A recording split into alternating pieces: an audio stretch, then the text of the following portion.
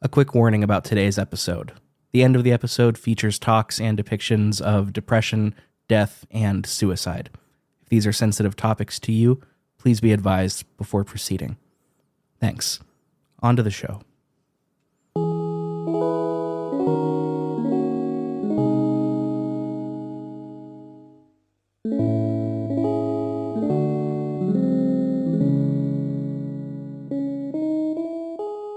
Welcome back to pixelprojectradio. My name is Rick Firestone, your host. Again?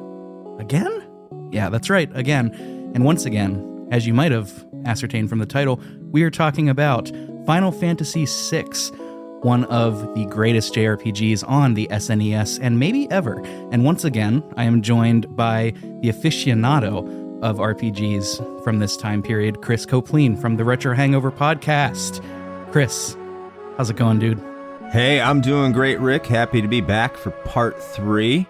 Always excited to talk a little bit of Final Fantasy, and I'm looking forward to another session here.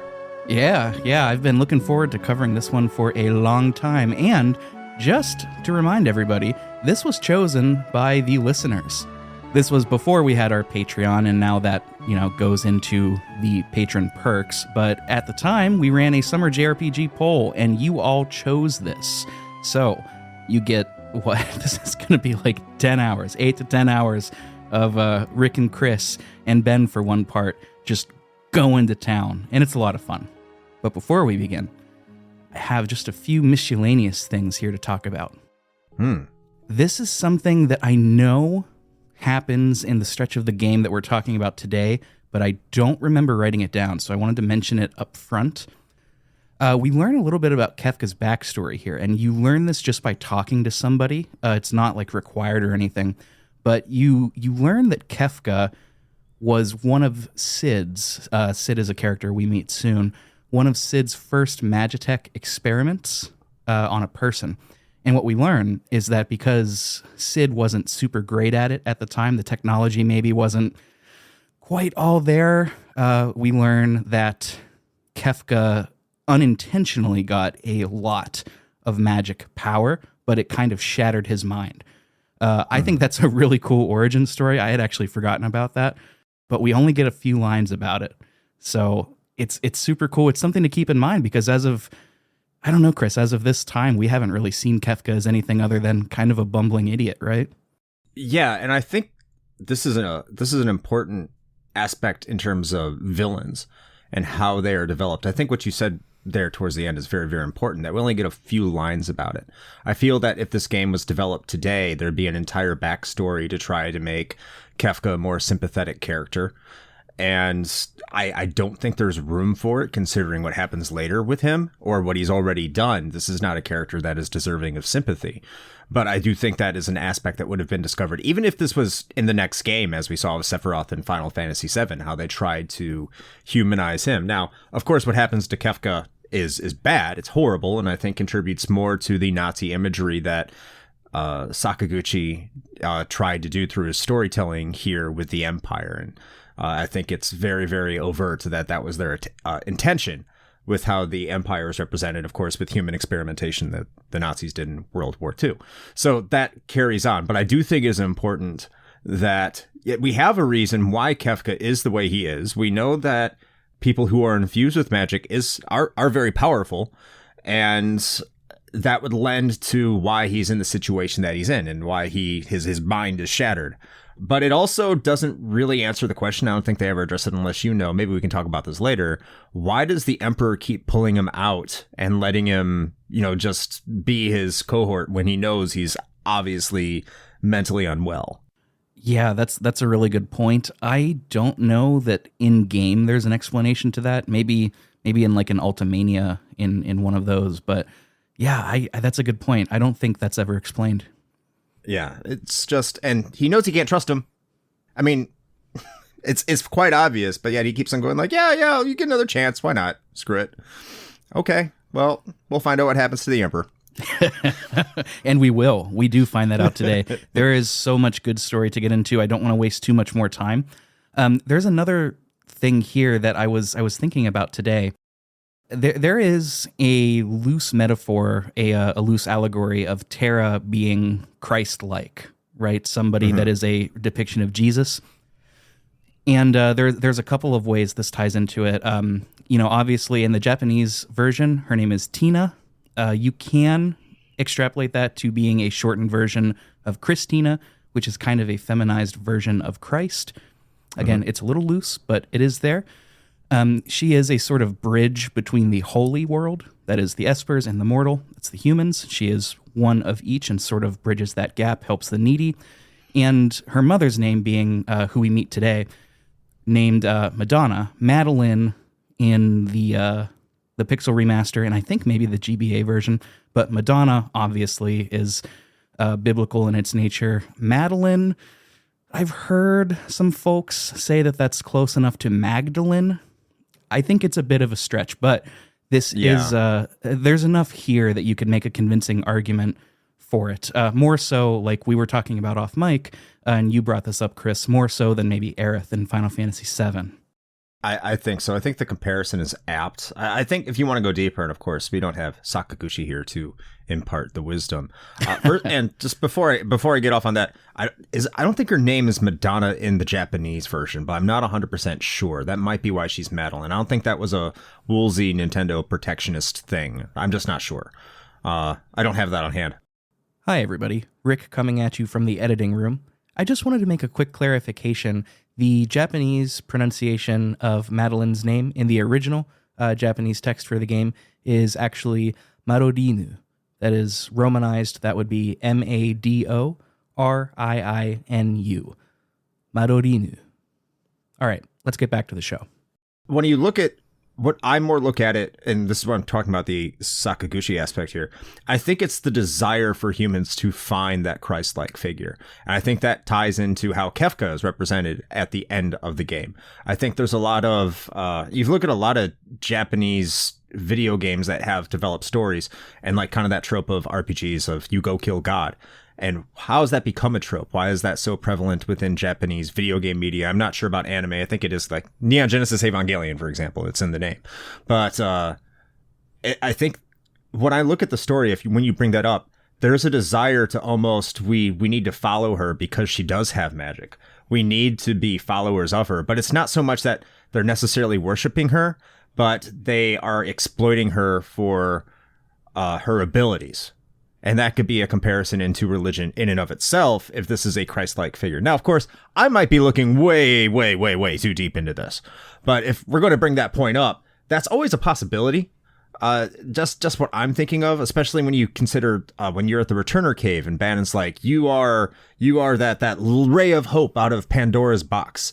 And the way like the sprite more looks like he's angry and demanding that she join them. But they almost... like there's a sense of worship, but it's more of like, if you don't, like, we need you to fulfill our own needs.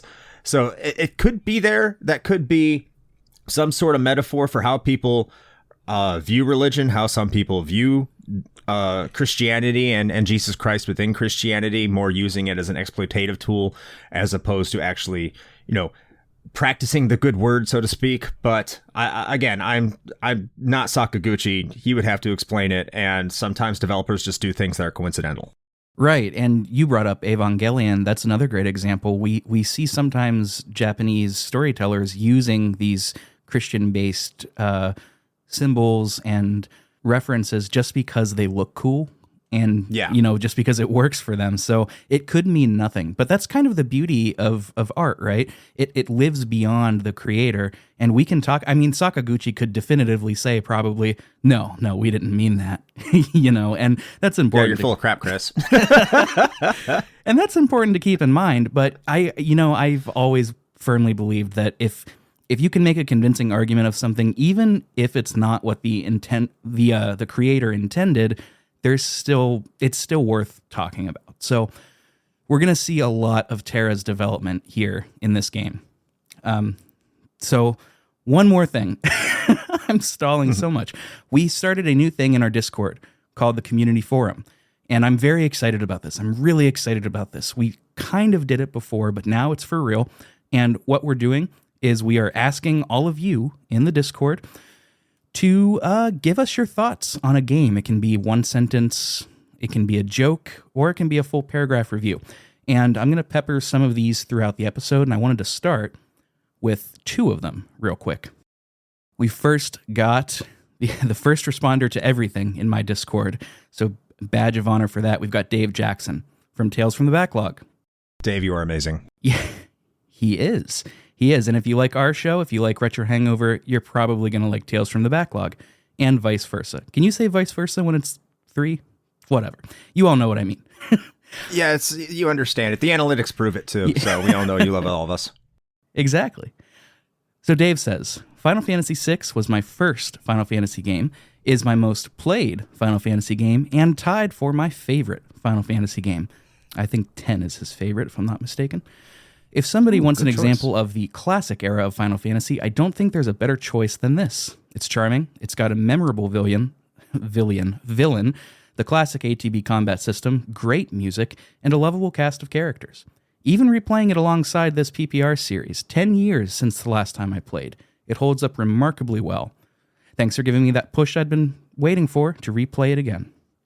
Thank you, Dave. I don't nothing to say to that. That's a great review of kind of how I feel about it too. Absolutely. I've got one more who is a friend of the Retro Hangover podcast as well. We've got Poppy the Keaton. He says, "Hey, llama." Oh yes, Masked Llama, Poppy the Keaton. He goes by many aliases. He's a tricky one. I'm sorry, I meant Keaton. He does exclusively go by Keaton now, even though there's some llama remnants out there. Some llama remnants, huh? It's a bad band name. But anyway.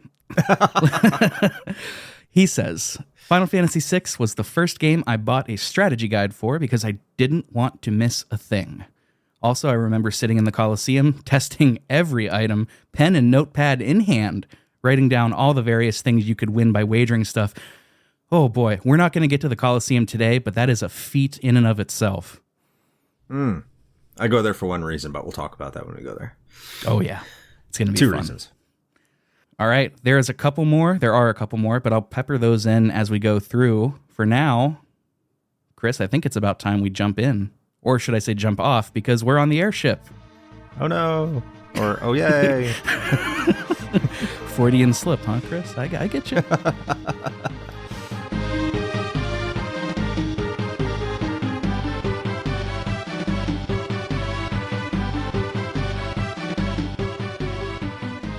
So we were just at an opera, and all of a sudden we had this, asshole of an octopus crash our party. And we decided that we were going to stop the octopus from crashing the party, and we make calamari out of him for the time being. So, in light of that fact, our boy Setzer, who we were trying to lure, well, we were successful. We had that what is that lure item in Pokemon? Well, whatever it is, we used it. And it was super effective. There it is. Why am I forgetting common Pokemon terms here? I shouldn't even be using them. We're talking about Final Fantasy. Anyway, we used the lure device, and it was super effective. Maria was super effective. We used her. And somehow we ended up on the airship because Celeste has diagrams or a blueprint of the Falcon for some reason. And now we're all aboard trying to hijack this airship from this mad lad gambler. So here we are on the ship. He sees us all there, and he does not want to help us because Setzer is very wealthy, and he has become wealthy at the hands of the Empire, even though he does not care for them at all. So after some convincing, which Celeste does, Setzer decides that he's going to help them under one condition.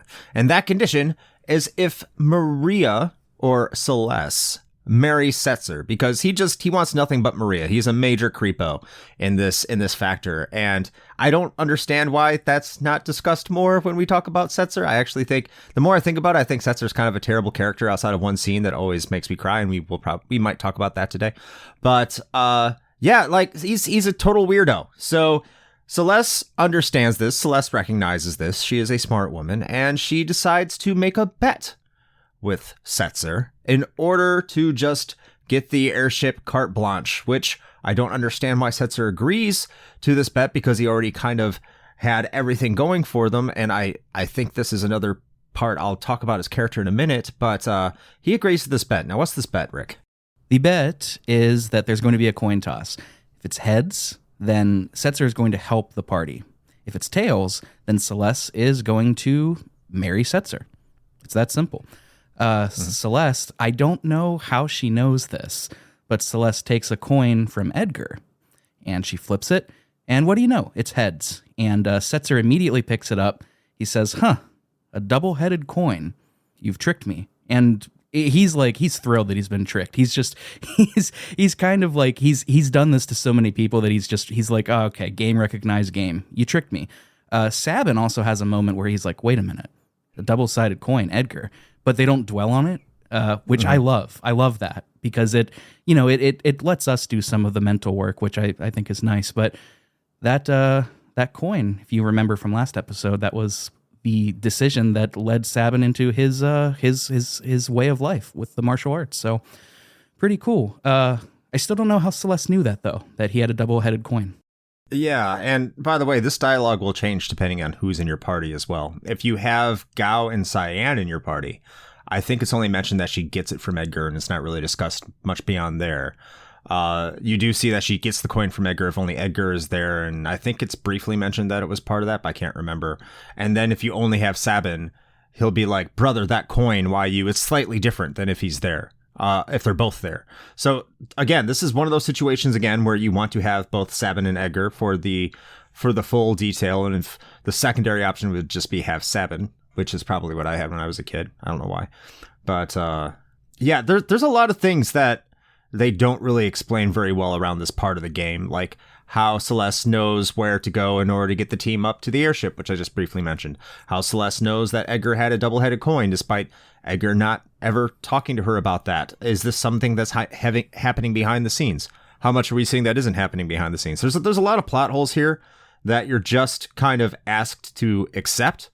That's just kind of like, oh, these are party members. Of course they know. But for the duration up to this point, they kind of have this narrative that the party members are still trying to learn how to trust each other, especially Celeste, which is actually critically important to her arc. So it's very strange that these are things that aren't addressed, that are just kind of glossed over as minor details. And I just one more thing before I kick it back over to you. This is a part of the game where the more I think about it, the less and less I like Setzer as a character. Not just because, not because he's a bad character in and of itself, but because things they establish are almost immediately forgotten or not further developed. Like again, Setzer has the advantage here in terms of negotiation, and he makes a negotiation. He has everything he wants. He'll be like, yeah, sure, you want to use my airship. I'm a creeper for this body type of a woman. It doesn't really matter who they are, as long as, I just get to marry this broad that looks like this, that's all he cares about. Right. And then all of a sudden it's like, he'll risk everything just to make a bet. So now you're told, okay, he's this crazy gambler who's always taking risks and he's fast and loose. And what do they do with that information moving forward from here? Nothing. This is that it has nothing to do with the closure of his arc later in the game either. It has nothing to do with him really taking risks. I mean, it might explain why he is more of a gambler, and when we talk about we will, but this is the only time you really see him give into those things or really suit the gambler class he is supposed to be, other than just skills that he has. And I guess you could technically say that's part of his character, but the fact that that's not developed and other characters are, I think it shows that Nomura is still learning how to develop characters, and probably many would say he still doesn't know, but that's a topic for a different time. Now we've got a surprise guest, Eric Guess from the Unlockables Kingdom Hearts podcast. Eric. I agree with you 100%. There are so many characters in this game that some of them have clearly better written scenarios than others. And yeah, it very well could have been Nomura was still getting his feet wet, so to speak. Another thing to keep in mind, too, I think, that I was thinking about after listening to the Resonant Arc podcast, and shout out to them. I mean, they don't need it because they're way bigger than we are. Very successful. Yeah, but they are just continually inspiring to me. Go check out their Final Fantasy VI series. But one one thing that they're bringing up quite a bit is that not only was the Super Nintendo only had so much space on it, right? So they couldn't just write text and text and text and text. They had to condense it a little bit, but also Woolsey's translation had to be condensed, I think, 3 times before it was accepted. So that combined with this notion of video games kind of having to compress exposition sometimes, with like, nobody eats because it's a video game. You don't need to see that, et cetera, et cetera. All that kind of coalescing together. I'm not excusing it, but it's just something to point out. That's probably why. That's just kind of what I've been assuming. Yeah, I would. There's probably a lot of truth to that, but at the same point, I think that kind of makes an argument against Final Fantasy VI in a sense, because then you don't need all these characters. Oh, yeah. It just feels like they're just making characters for the sake of characters, which was probably somewhat of a flex. I think there had to be some sort of hubris in there to see if they could do it.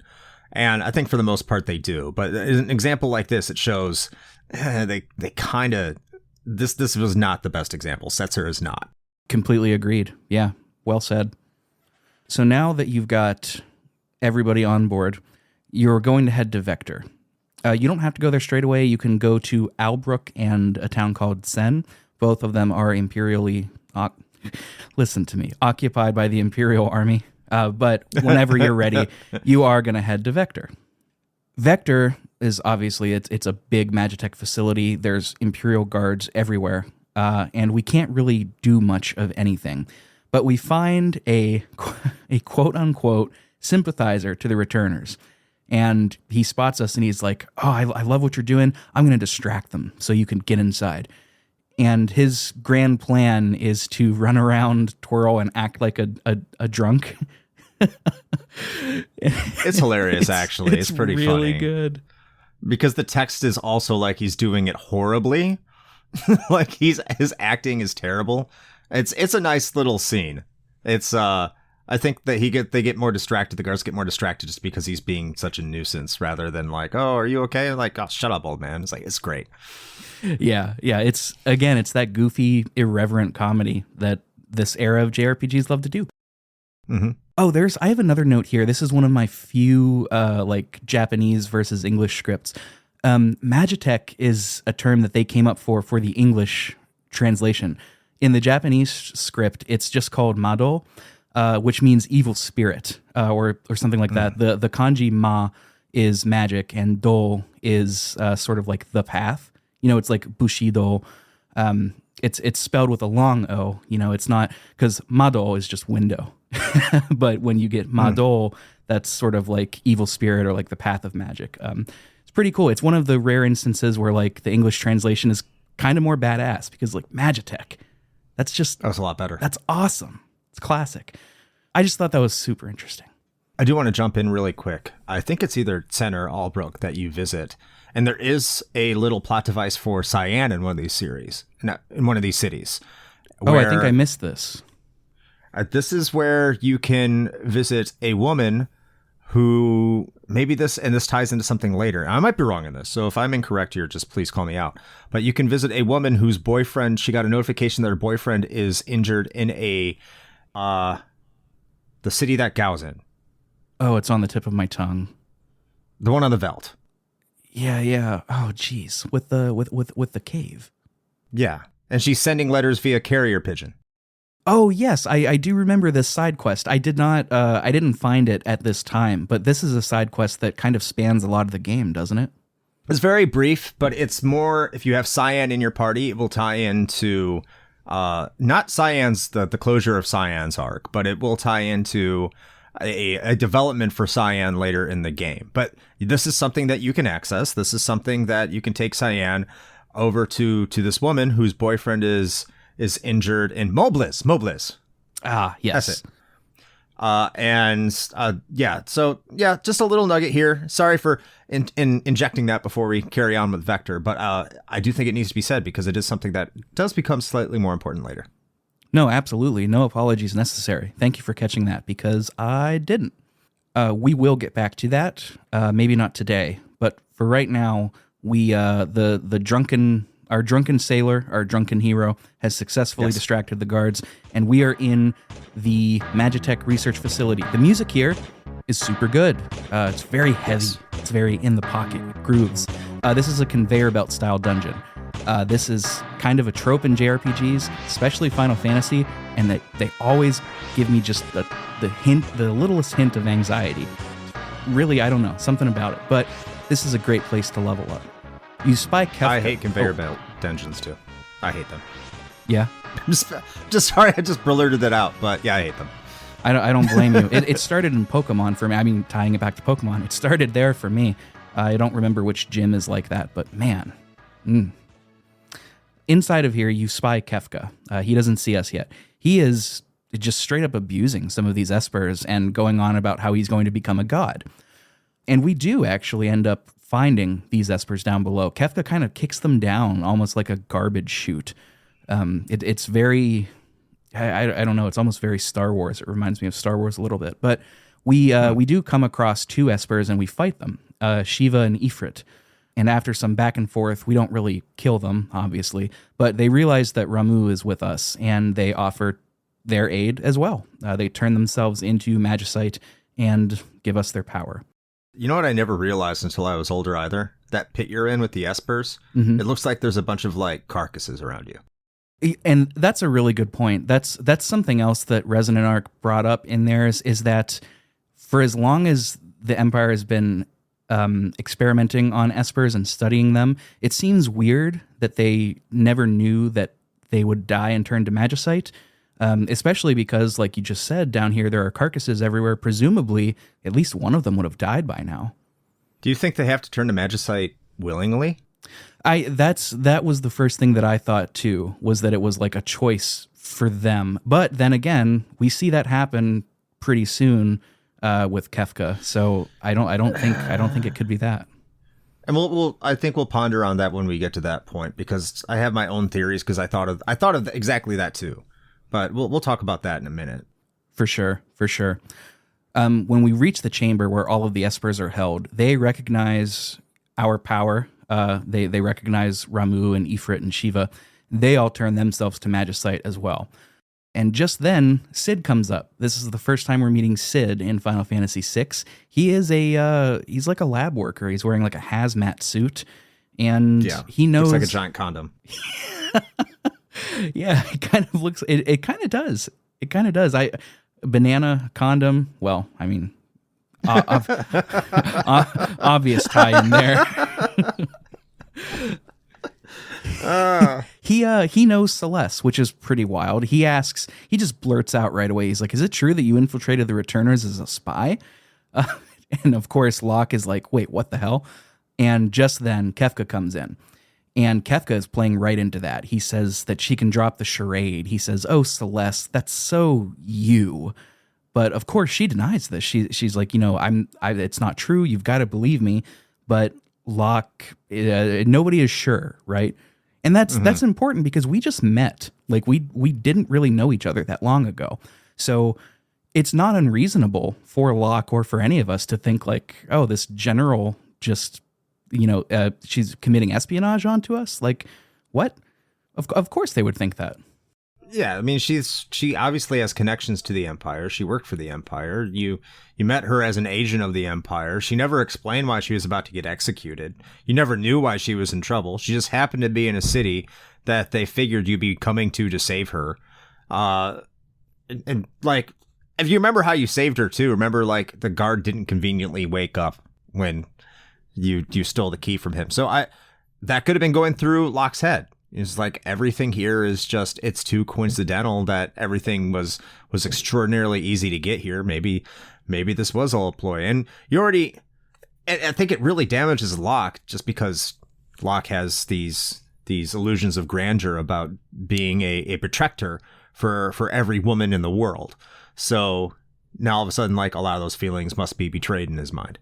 Right. And I'm glad that they did this. It adds a complexity that, would have been really easy to just skirt past. It would have been so easy for Locke to be the token good hero and say, no, we have to trust her. But they don't do that. And that's fantastic. Yeah. It humanizes the whole thing. It's really good. Yes. Kefka, of course, is not going to let us just stand around. He kind of has his guards rush us, but Celeste steps in and she's like, I'm going to protect you. Let me protect you this time. And she uses magic to make this really big sort of like energy explosion, or just like, it's really unclear what happens. There's a flash of light and then Celeste, Kefka, and Kefka's men are just gone. And it's never explained again. This is like, it's Deus Ex Machina, man. Like, it's just convenient enough. Celeste never had these powers before, but hey, why not? Just make it happen. It's a super runic. She just held up her sword and absorbed all the magic, and I don't know. I just come up with something. Yeah. It works, right? No one's going to ask. It looks cool. Yeah. Yeah, I mean, it's not a huge deal, but like, man, they really just don't explain this ever. But hey, whatever. No. Sid gives a little explanation. He says, well, that blast reversed the energy flux in the extraction chambers. That means nothing. Yes. I love that fake science talk. I love it so much. It's just so funny. She charged the flux capacitor and made it run at 70 miles per hour internally. Yeah, there you go. There you go. It's always the flux capacitor. It's always the flux capacitor. It's not even a thing. But you're escaping now. You've got a route to escape. Sid is taking you, and he's saying how guilty he feels. He's known Celeste since she was a kid, and he had a hand in infusing her with magic powers. He did the magicite experiments on her, presumably after Kefka, based on what we talked about before. He says, I'm going to talk to the Emperor immediately and tell him how silly this war is. And it's like, I mean, those of us that are familiar with like hierarchies of management or, whatever, it's like, good luck, buddy. Best of luck to you. Speak to my manager. Yeah. I'm going to give him a piece of my mind. And next thing you know, he's got a banker's box. Look, Sid, I know you've been performing horrible experiments on living human beings, sometimes to the part where they've died, and we haven't cared. And I know you've allowed these magical beings to just rot as carcasses down in basements that we know are sentient and have intelligence. But you know what? I feel really bad about it, too. You're right. I was wrong all along. Yeah, of course. Yeah. Yeah, to be a fly on the wall, listening to Sid make that pitch. Okay. That's probably how it went, too. Well, unfortunately for us, Sid sends us off in a minecart section as Kefka comes for us. And this is exactly like the raft section and the underwater section. No, it's worse. Yeah, you think? It's much worse. Why do you think that? When's the last time you played the Super Nintendo version? Oh, it would have been over 2 years ago, maybe 3 years ago. So this is why it's worse. First of all, in the raft section and the underwater section, at least you have some agency. And if you pick a certain path, you can get certain items, and learning that path and knowing that path, rewards players for maybe playing through it again and trying different ways of playing it. This is a 5 to 10 frame per second ride that you don't get a choice in which direction you go. You just ride it, and then randomly you just fight enemies, and that's all there is to it. They could have done this without the Mode 7. It would have been a lot better. Pixel Remaster, by the way, fixes this. This is something that Pixel Remaster does a hell of a lot better. It looks really good in the Pixel Remaster. But the Super Nintendo version, if you play it now, you're probably going to laugh your ass off because it is executed horribly. It's like a slideshow, and there is nothing you can do about it. It was cool in 1994. It was very cool. But nowadays, it's this has not aged well in the slightest. And yeah, there's really no point in how they did it, I don't think. Yeah, that's true. That's true. I mean, maybe they were just trying to flex their Mode 7 capabilities. Well, they weren't flexing. They tried. They failed. Yeah, it's a bummer. And I mean, it does look better in the Pixel Remaster, but you still don't get to choose the routes or anything. So it's just, it takes 5 to 7 minutes, but that's 5 to 7 minutes you could be doing something else. A little bit of a bummer. Not this. Yeah. It's a bad section, but anyway, you do make it back, and all of a sudden, all of your buddies are out and about, and they meet you after you get out from the minecart. And this is wait, you fight Kefka? No, I worded that weird in my notes. Sorry. Kefka six those two machines onto you on your on the airship. It's like a little mini boss battle. Oh, I hate that boss battle too.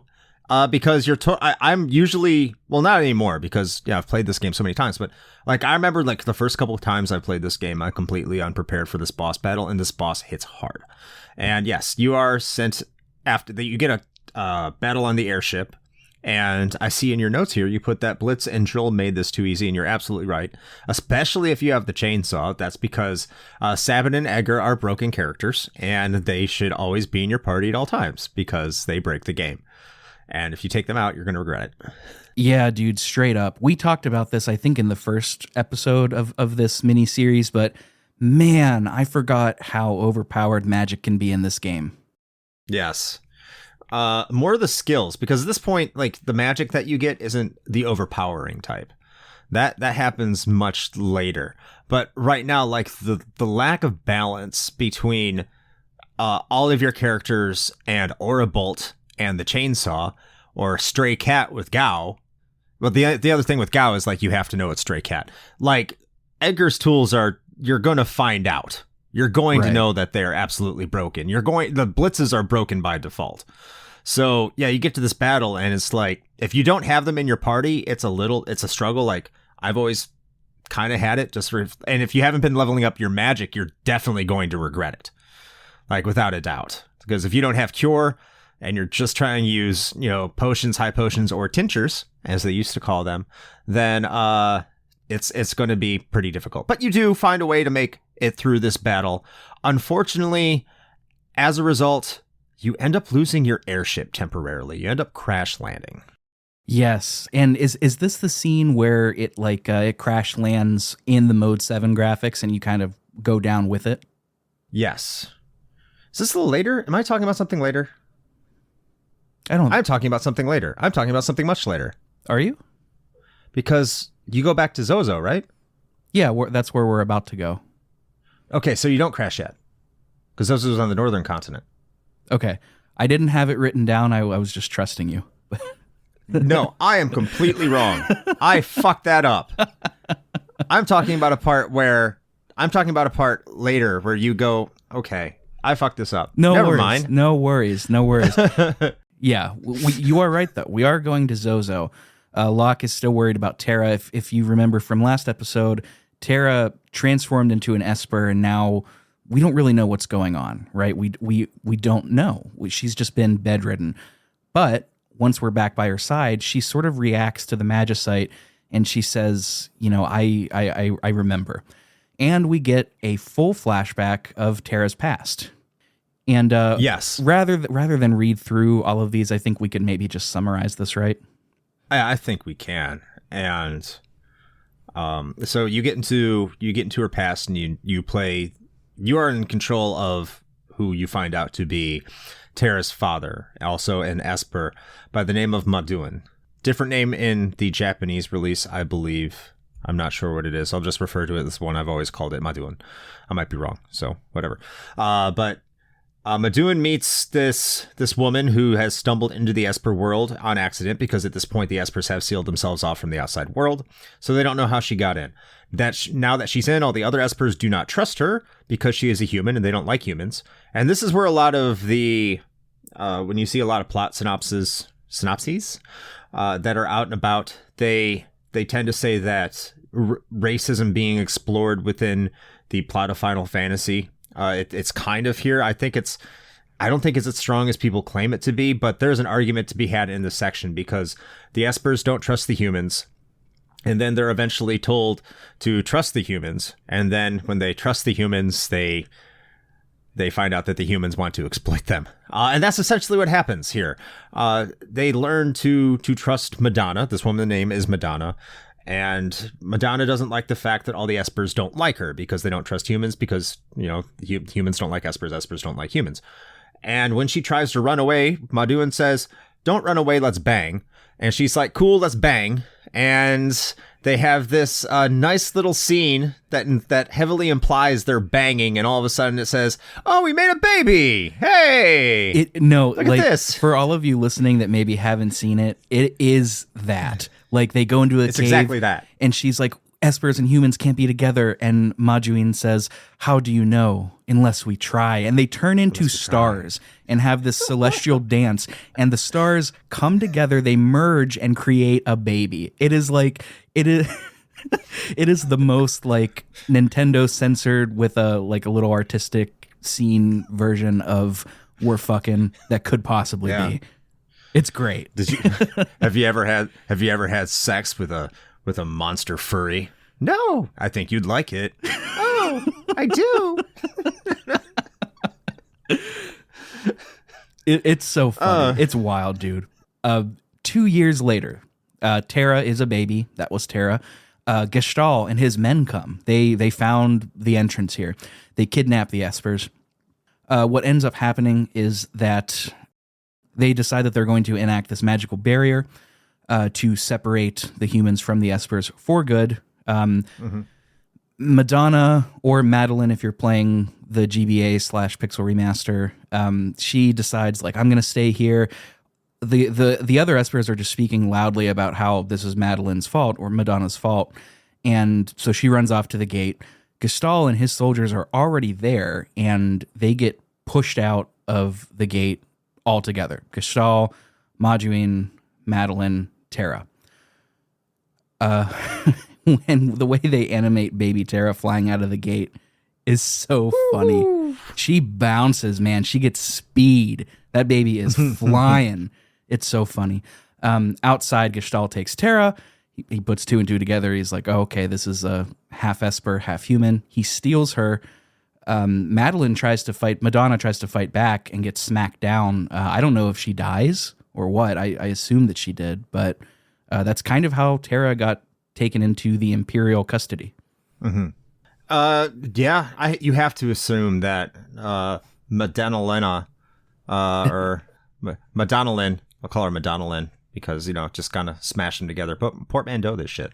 Madonna is dead because it shows like Gestalt, she starts complaining, no, don't take my baby. And he turns around and pretty much, just thwacks her. It just happens right there. Just knocks her out or kills her. Now, Maduin, he's knocked out cold and he is obviously kidnapped, captured, and brought in for extraction purposes. Because the reason you know this, of course, is because his magicite is speaking to Terra and Zozo. So, yeah, she is both her parents have been yeeted, and she becomes the experiment of the Empire at this point, it is assumed. It makes me wonder if they infused her with her father's magic. Well, they never did. They didn't have to. Never mind. Or they did. They enhanced her. Did they? Yeah. I think they did. Because she naturally had magic. Did they enhance her? I don't know. I don't know either. I thought the parallel was like Celeste and Terra. Terra could use it. Celeste had to be infused with it. I don't know. Yeah. They never really explain what happens to Terra between that and her 16th birthday. That's true. There is a huge stretch of time that's unaccounted for. Yeah. I'm going to say that they don't, because it makes it more interesting if they don't. But how do they figure out that she knows how to use magic? I figured... Just because she's half Esper? Yeah, probably. Okay. And they do know that, because, that's my baby, and she ran into the Esper world. I think they tracked her. They would have to have tracked her to know that she was already in there. You'd have to think. Tracked Madonna? Yeah, Madonna. Yeah. Yeah, maybe. I don't know. A lot of this is just, you just got to say, conjecture. Okay. Yeah, conjecture. Yeah, just hit the I believe button right there. We get back to present day. Terra has come to terms with her identity. She's back to being a human now, by the way. This isn't given a lot of time to breathe, but, it's video gamey. We have to kind of compress some exposition. It is what it is. Now we go back to Narsh. We're meeting up with Bannon and Arvis. They are finally ready to join the fight, Narsh is, and they want to open the sealed gate to the Esper world. Smart. What's that? I said smart. Yes. Well, I was confused because the elder Esper in the flashback said that only he could do it, and he was going to die, and he didn't have any bloodline left. That was like a thing that they talked about. So I wasn't sure how they're planning to open this. this is another thing where I just kind of said, okay, and I stopped thinking about it. Yeah. Yeah, or they just forgot because I forgot. They want to show the Espers that humans aren't all that bad. And Terra is going to be their ticket because their biggest thing right now is avoiding the second war of the Magi. They do not want this to happen. Her existence, Terra's existence, proves that the two races can cohabitate. Races, species, whatever. Of course, this is still kind of going with Terra's theme of identity and everything. And of course, she's going to accept it. And that's exactly what we're going to do. But you don't want to leave Narsh and go through this just yet. Because right now, you can get the human-loving, fast-talking, street-smart, slam-dancing Moogle. Which they took out of the Pixel Remaster. That's not his title card introduction anymore. I forgot they did that. What is it now? It's just like kind of plain and boring. Just like, a Moogle that's fast. It's not as funny. Why would they do that? I don't know, dude. I don't know. He's a slam-dancing Moogle. That's his move. It's dance. I always get Mog. I mean, I've only played through this game once before, but you gotta get Mog. You have to get Mog. You have to. You already got the dance form in the battle earlier, so, you just gotta continue that on. How would you not get Mog? You're a horrible human being if you don't get Mog.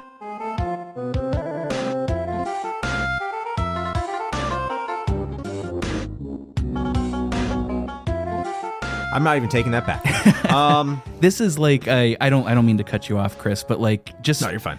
We don't need to talk through this whole process. Essentially, you run into this lock picking wolf that's like stealing in Narsh, and if you follow him through the caves, you come across him at the very tippy top of the mountain, and he's holding Mog hostage, and he's like, "Don't come any closer." But the cool thing is, to solve this, you have to not do anything. You have to like turn around and just stand there. You can't leave. And after waiting, Mog kind of pushes him off, and the two of them are hanging onto the cliff. They're going to die, and you got to save one of them. So you save Mog, of course, because you're not a monster. You're a gentleman. And when you save Mog, the lockpicking wolf, he's like hanging on to the edge of the cliff, and he's like, oh yeah? Well, watch this. And he jumps off the cliff to his death. By the way, the wolf... I think he calls himself Lone Wolf the Pickpocket. Yes, yeah. That is a character from Final Fantasy V. Oh, there it is. There it is. I knew I was going to miss earlier Final Fantasy references in this one. And he does not die. You find that out later. Oh, okay. I'm just pointing that out. I mean, it's easy to miss that, but when you return to Narsh, they talk about a wolf who took all the treasure chests in the city. Okay. I gotcha. Yeah, I totally missed that. I love this, though, because this is like from this older era. I love this, though, because this is like from that older era of games where you just have to try stuff to figure it out, right? Like the game doesn't tell you how to do this. The game doesn't, when you run into Lone Wolf, he runs away. The game doesn't tell you to follow him. You just kind of, if you walk forward, you can see him at the corner of the screen running away. You don't have to. You just have to figure it out. It's so cool, man. Like, I love the internet. I love strategy guide. I love walkthroughs. I love all of that. But like, this is like, we'll never experience something like this again. It's gone forever. I think so. At least from Square. I think they'll get in indies. Yeah. Yeah, true. I don't know. I haven't played Octopath Traveler, so maybe it's in there, but hopefully it's there. I've heard the second one's really good. I'm excited for it. We'll see.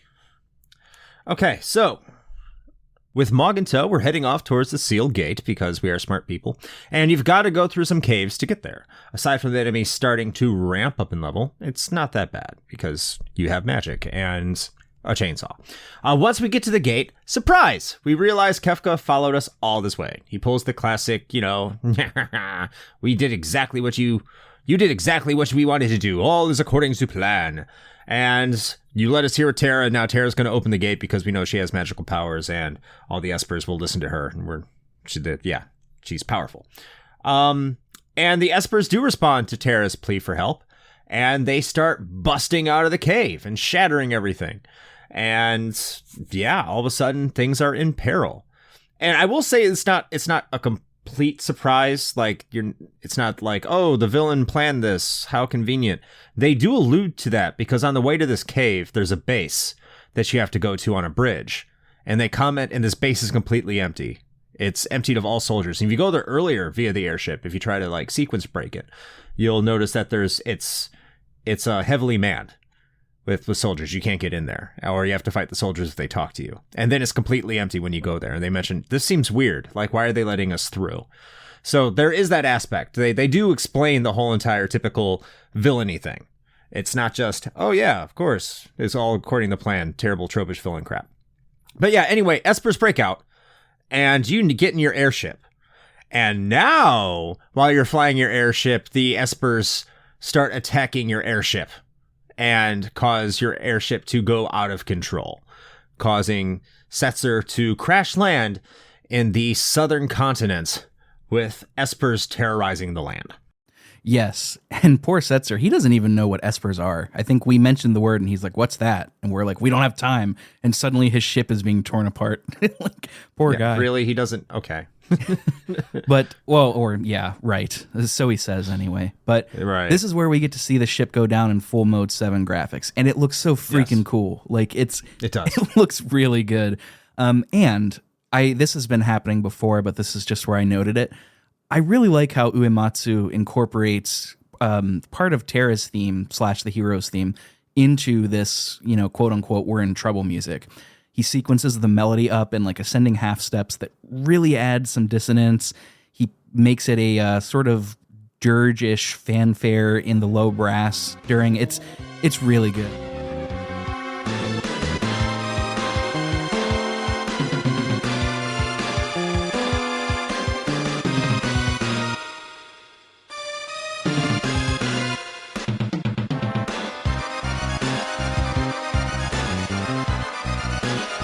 Uematsu's the master. And his birthday was, I think, yesterday or 2 days ago, as of this recording.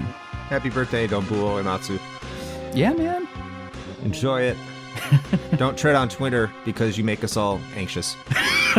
Dude, straight up, somebody, I realized this from your Discord, Chris. Somebody posted a picture, a tweet of Uematsu, and it was a happy birthday tweet. But anytime I see a tweet anymore with a celebrity, I immediately think, oh God, they're dead. And I got so scared for a second. It's like, no, not Uematsu. He still has more hard rock versions of his songs to remake. That man is so wild. Love him. But anyway, we need to return to Vector because where else would we go? Actually, I don't remember why we think we need to go to Vector, but that's the consensus decision is we need to go return to this area which just chased us out of town, even though there's no indication that anything good is about to happen there, from what I recall. I think somebody says that they saw the espers heading towards there, I think. Oh, yeah, and they're kind of like, even though we hate them, we still need to protect the people that are there. I think that was the sentiment? Something like that, so. Or at the very least, just see what the hell the espers are doing. That too. So yeah, you get to Vector, and Vector is destroyed, and you find out the espers were quite upset when they found out that the Empire had kidnapped a ton of them, decided to put them in tubes, and then murder them for their abilities. Who would have thought? Who would have thunk it? Yeah. So now the Empire is like, oh my God, they're pissed, and we need your help. And that's the first thing you get. You immediately get an audience with the Emperor, and he's like, I can't believe it. These espers, they were so mad. And like, we totally didn't see this coming. So we have magically found the error of our ways, and you're going to help us make peace with them. So like, help us. It's like that Eric Andre meme where he shoots Hannibal Buress and then he turns to the camera and said, who could have done this? It's like, who could have done this, man? Of course it was you. But it's so fishy because he's like, oh, I've realized the error of my ways. Like, they're so powerful. Come have dinner with me. And this whole part of the game is it's so funny.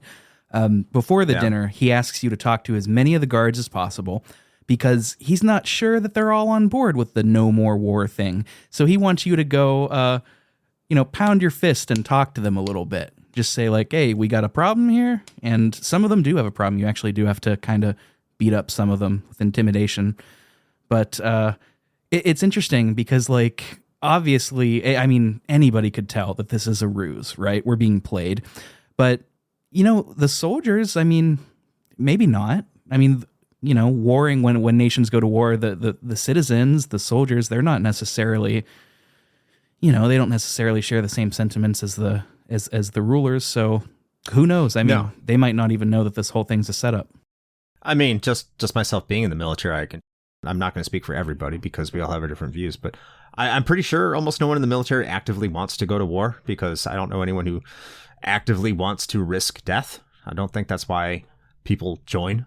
A lot of people just want to help and protect people, or help and protect their nation, or however they want to term it. I mean, you're going to get a different reason from everybody. So this is kind of, I do like the fact when you talk to these soldiers, you have some that are like, no, like we got to go to war. We need to be at war. They like, screw peace, you fucking hippie, stupid progressives, and your anti-war messaging. We're going to kill these espers, Yeah. Like, Lockheed Martin's my buddy. But some of them are like, yeah, I'm ready for, we're totally ready for peace. We're done trying to conquer. We're done killing. And like, we've seen too many comrades die, or I never really believed it in the first place. And I think that's a very good representation of what you would see in an average military. Like, most soldiers, most people in the military, overwhelming majority, I'll say, overwhelming, they're not bloodthirsty nut jobs. They're regular people. Like, well, I'm not going to say you and me, because I am in the military. So I'll just say regular people like you. They are just trying to do the best for themselves and their family, and they believe they have, through this position, a lot of them feel like they have a dedication to their country. So seeing that represented instead of all these just, lughead military types isn't like the first time you see this, even in a JRPG, especially in the United States. You see it in other games, but it is a refreshing perspective that you don't typically get, especially I think in like Western RPGs during this time, or for a long time, where things are more generally painted with a broad brush. All soldiers of a country are just very dedicated to it. Now you do see that still in like JRPGs. I'm playing through Final Fantasy 13 right now, and yeah, you do see, oh yeah, all these enemies in the military are cannon fodder. But when you actually like have to talk to them, you do see that a lot more often than you'd think, and I do appreciate that. Oh, absolutely. And in other media too, and just general public sentiment, especially, after 2000 and after 9/11, the surge of nationalism and patriotism in America. Mm-hmm. For better, that's not a comment on it. It's just, that's what happened. We saw a lot of that sentiment, like, oh, fuck yeah, like, let's go. But here it's not that, and I think that's, we don't need to get too into the politics of everything, but like, I think that's, a lot of folks today would say that they support the troops 100%, but do not support the military and their ambitions all the time 100%. Right. And it makes sense. 100%. It makes total sense. And I agree with you. It's nice. It's a nice, again, humanizing element to this thing. But you've got to talk to a total of 24 of these dudes. Mm-hmm. You don't fail if you don't do it, but you get some pretty sweet loot if you do. And you're going to want to do a guide because, and again, you've got 4 minutes. And sprint shoes and your dash button. Yes, sprint shoes, dash button.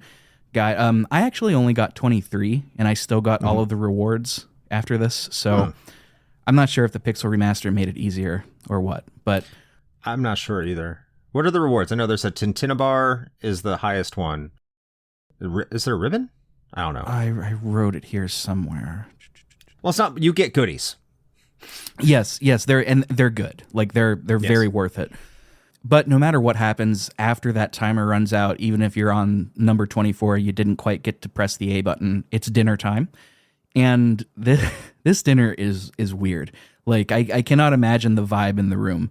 It's like 5 guards plus the Emperor, and then the returners, your party plus Sid, and the whole thing, he's just asking you questions like, what do you think we should do with Kefka? And I'm so sorry for what the Espers did. And you have to choose, essentially what it is the right answers, quote unquote, are the neutral ones. So when he asks, like, what should we do with Kefka? Your choices are execute him, which is no, don't do that. A second choice is it's terrible, but what's done is done. You don't want to do that one. The neutral, quote unquote, choice is leave him in jail, right? And that's more or less the theme. You want to choose those because that's how you're also going to get those goodies, right? That's what you have to do. It's a game. Yeah, it's a game. It is a game, even to the point where at a certain point, Gestalt will be like, hey, wait a minute. What was the first question you asked me again? And you have to answer correctly. And he's like, oh, okay. Anyway. Yeah. I don't know. It's weird. It's such a weird section. Yeah. I think it's kind of fun because if you're playing this for the first time, you may not suspect. I mean, of course, you're going to probably tropes, RPG tropes, whatever the case might be. But if if you don't know all the tropes, you may suspect that, okay, now we're finding out that the enemy of the game is the Espers, and maybe there's a big Esper problem, and maybe the Empire has turned, and maybe this is the twist. It's like they were enemy the entire time, and now we're going to be allied with them and to face a greater threat because maybe they have genuinely figured out the error of their ways. I mean, that's not what happens, but I could understand if that's what someone would believe. So the sense that you're sitting down, breaking bread, and Sid the Condom says that his talk with the Emperor was super productive, then you're like, okay. Like, I remember when I was younger, when I first played this game when I was 10, I totally bought into the premise that these are our allies, and we're going to go fight the Espers, and the Espers are somehow the bad guys. So I do think, depending on when you play it, how you play it, the setting in which you're in, the dinner is effective because it does kind of establish that trust, because that is a very traditional way of establishing trust between parties, is to break bread. Oh, absolutely.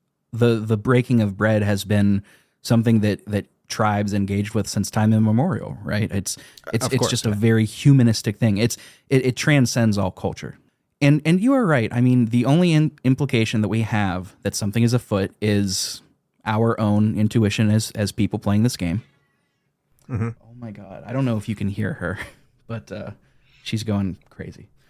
Our pets. Is it full moon tonight? I don't know, dude. I don't know. And that Locke says, as you're leaving, he says, I smell a rat. So those are the only hints that we get that something is fishy here. The Emperor is full apology mode. He's like, yes, we should join with your cause. Terra, it is up to you. Like, you can bridge this gap between the holy and the mortal. Like, you can help bring the Espers around and let them know that, it's our bad, basically. And he says, go to Albrook. I've got a docked ship there, and you're going to go to Crescent Island. This is where we saw the Espers go. You're our only hope, Terra, and as a gesture of goodwill, I'm going to send our best general, General Leo. I don't know if you remember him. He's, what was that line? He'd be my friend if he weren't my enemy. Yeah, that General Leo. Yeah. So that guy. Off we go to Albrook.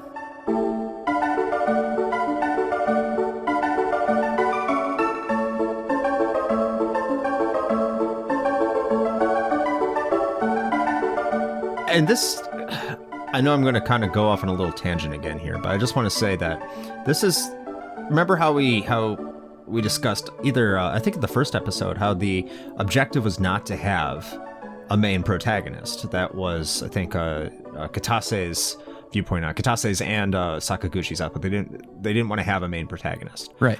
They do a horrible job of conveying that by this point, because how many times are you forced to take Locke in your party? I like Locke. When I was younger, I would rename Locke as my name as the main character. So, I mean, I didn't mind that, but if Locke is not meant to be the main character at this point of the game, then that has not effectively been communicated to the player by this point, because he is in almost every single plot point in this game up to this point. Almost every single one.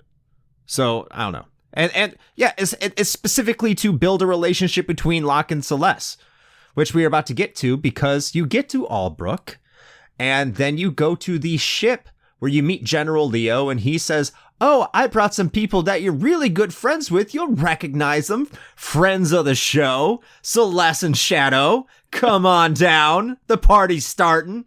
And needless to say, Locke and Celeste find it very awkward that they're put in this position, and they do not really appreciate it. Kind of like two lovesick early 20-year-olds, which they are, but it's, you know, they have to get through these issues before they ship off, or, you know, kind of just try to approach it in some way. It does for plot purposes, and that's kind of what we get before we ship off as well. Yep, exactly. So that night, we're going to get a couple of little like night scenes here, and they're overlaid with a blue tint, like a blue hue, so you know it's nighttime. I think that's so funny. But at night, Locke can't sleep. You know, Leo got you a free night at the inn because he's a player like that, and Locke isn't able to sleep. So he goes outside. Celeste is right there. He tries to apologize. He's like, you know, look, I didn't know. Like we believed you. Like, we're so sorry. Honestly, totally valid. Again, like we mentioned, but Celeste runs off. Like, she's really hurt over this. Both of their feelings are valid, truly and deeply. What I found interesting about this scene is the music from the opera comes back, specifically the melody, I'm the darkness, you are the starlight. That comes back again in this music. So now I think we can retroactively say that whether or not we like it, the opera is definitively tied to Celeste. And it was representative of her feelings. It was a metaphor. I'm not the biggest fan of it, personally. I don't think... I mean, it's not that I don't think it works. It's just at the time, I didn't think it worked. But hearing it here, it's really apparent that it was placed with purpose. It was placed here for a reason. We've seen this before in games like Xenogears, where the composers will write something and then the sound director will decide where it goes. Very famously in Xenogears, this happened with Flight, which was, I don't remember what it represented, but it did not represent Choo Choo, the character that is a giant Furby, and that's when that song plays, Flight plays. And Mitsuda was on record as saying, like, that shouldn't have been there. That generally doesn't happen with Uematsu. Like, as far as I know, he is in charge of where all that shit goes. So it's interesting, you know? Well, I think to that point as well, like, it's almost retroactively applied. You could say it was a metaphor for her feelings, but I like, when it's done, it's not appropriately conveyed that that's what's going on.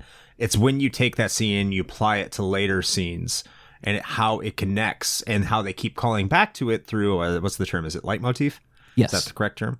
Yep. When they use that leitmotif as Celeste's theme and how it interacts with Locke's theme, that's how you know they're trying to tie in that singular experience into the overarching narrative of their relationship and the development of it.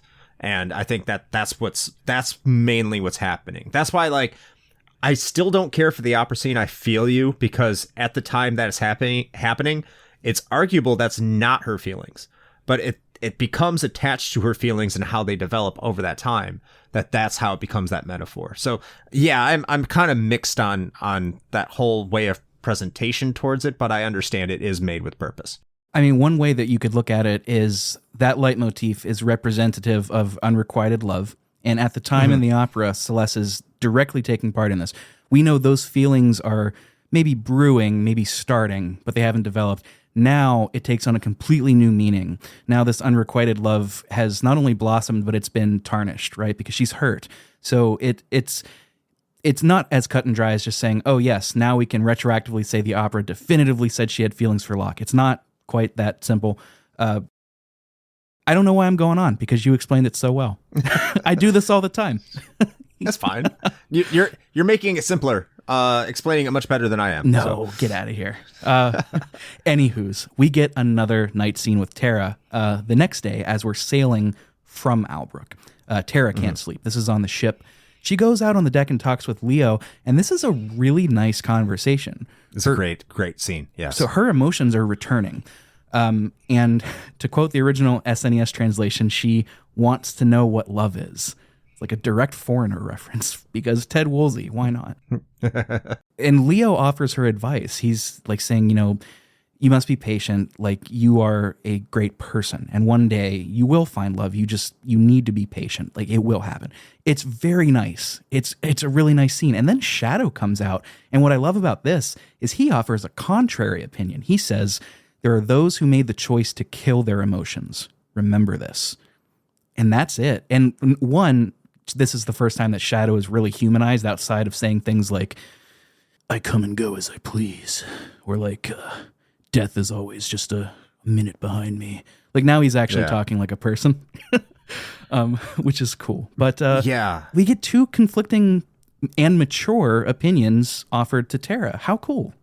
Especially when you know Shadow's backstory. That, again, I mean, for all the shit I gave Setzer for being a horribly designed Nomura character, Shadow's almost perfect.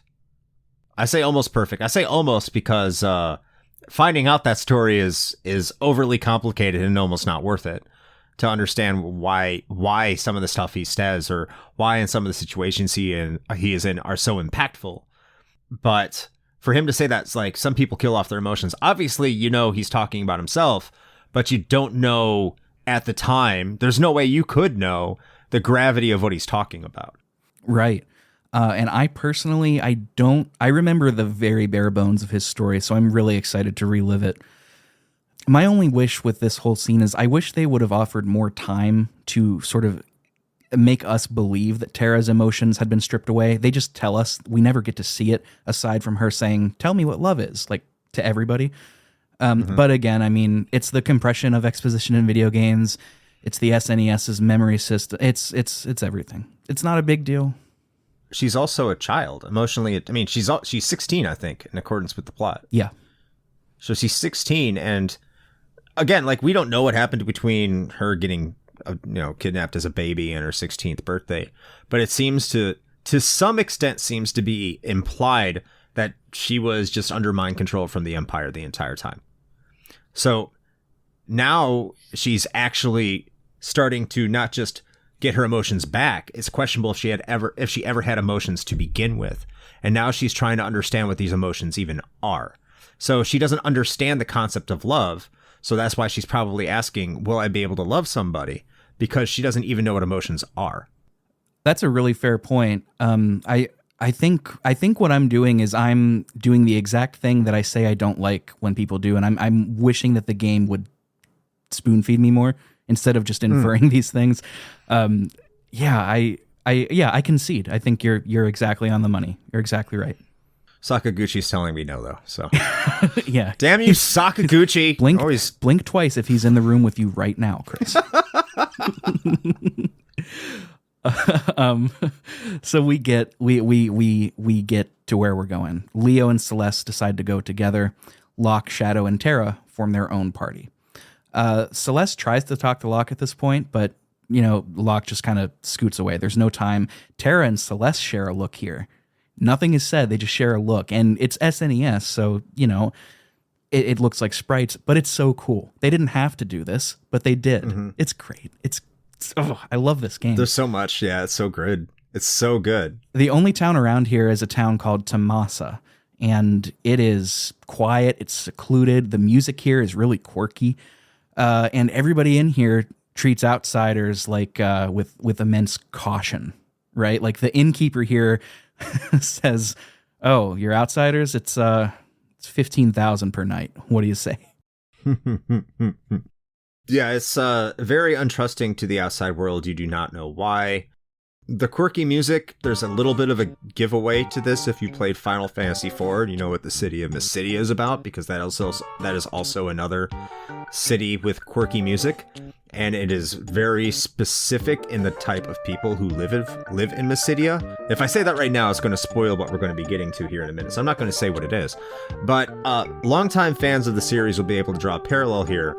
And maybe, like, if I was a little bit older, I could have drawn that parallel myself, but I didn't know that at the time. But yeah, there's definitely an indicator for people to understand what might be going on in the city and why they don't trust you. But in any case, you're going to meet up with your contact here in Tamasa. You call it Tamasa? Yeah, Tamasa.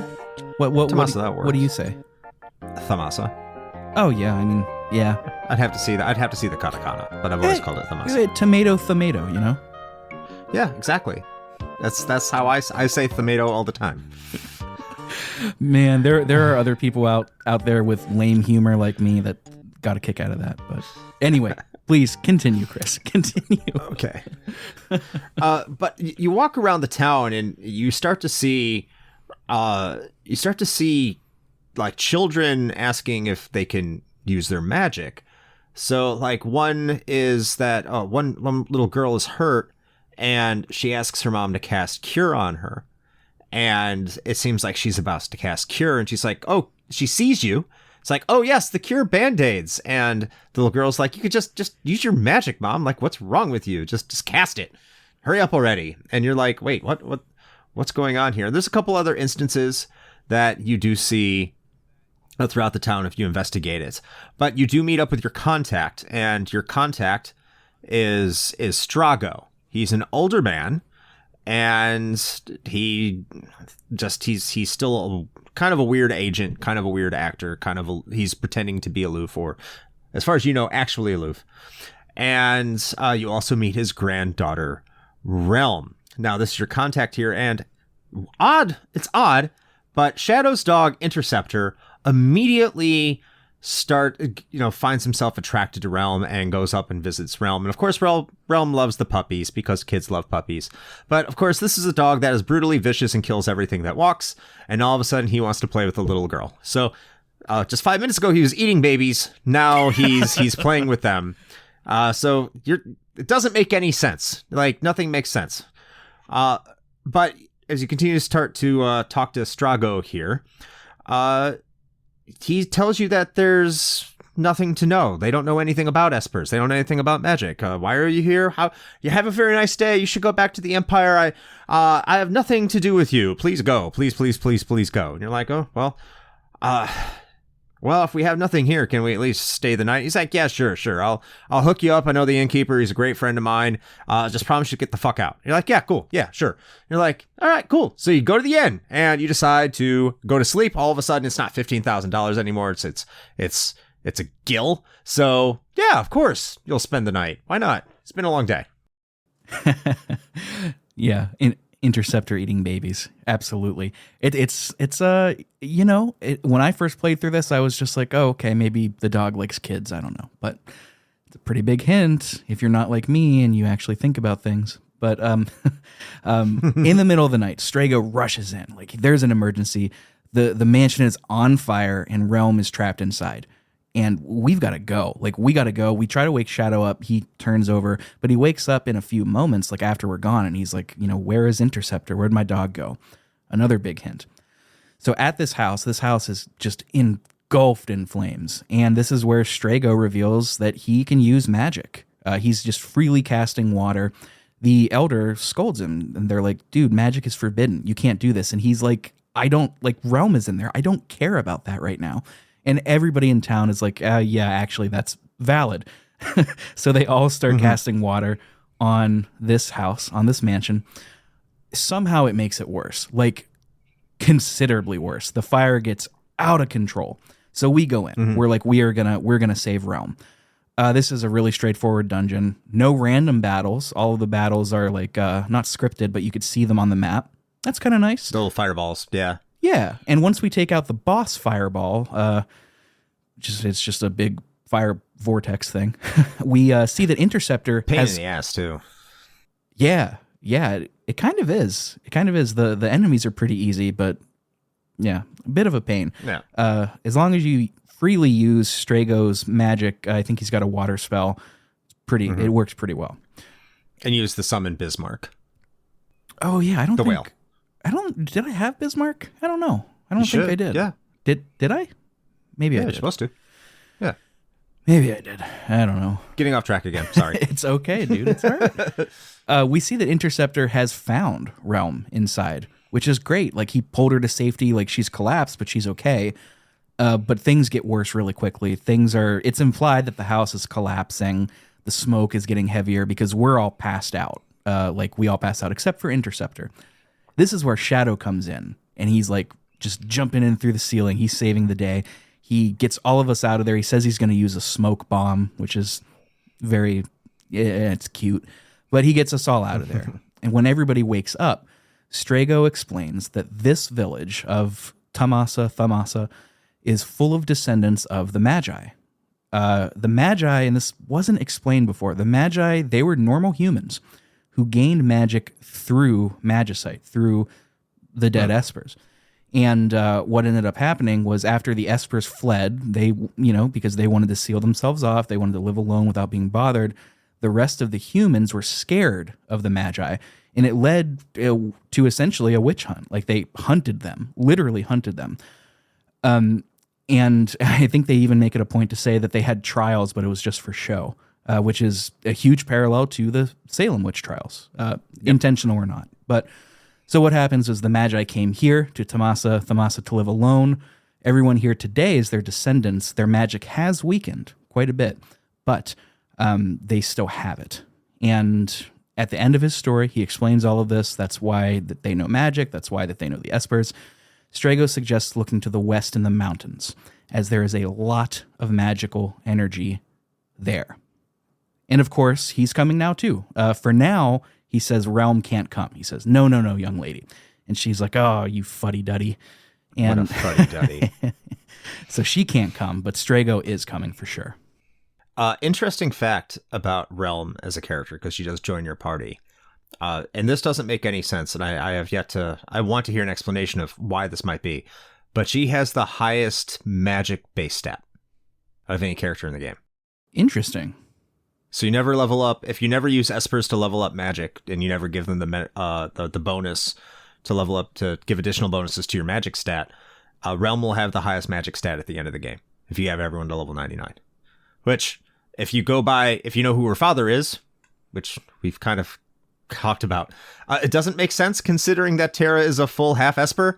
So I'm trying to understand how that happened, but most powerful magic user in the game, in a game where magic is broken. So very easily abusable character if you know how to level up magic correctly. We're going to talk more about Realm here in a second, and I'm interested to hear, because we'll get there. Yeah. I'm not going to do this, listeners. I'm not going to do this every time. I promise. This is my fault. Blame me. I should be thanking you, brother. No, we're going to the mountains in the west. There is a cave here that wasn't there before, so obviously that's Square's way of saying, go here, ding dong. So as the good ding dong that we are, we're going there. As we're walking through this cave, behind us, we could see a scampering little young tyke. Wonder who that could be.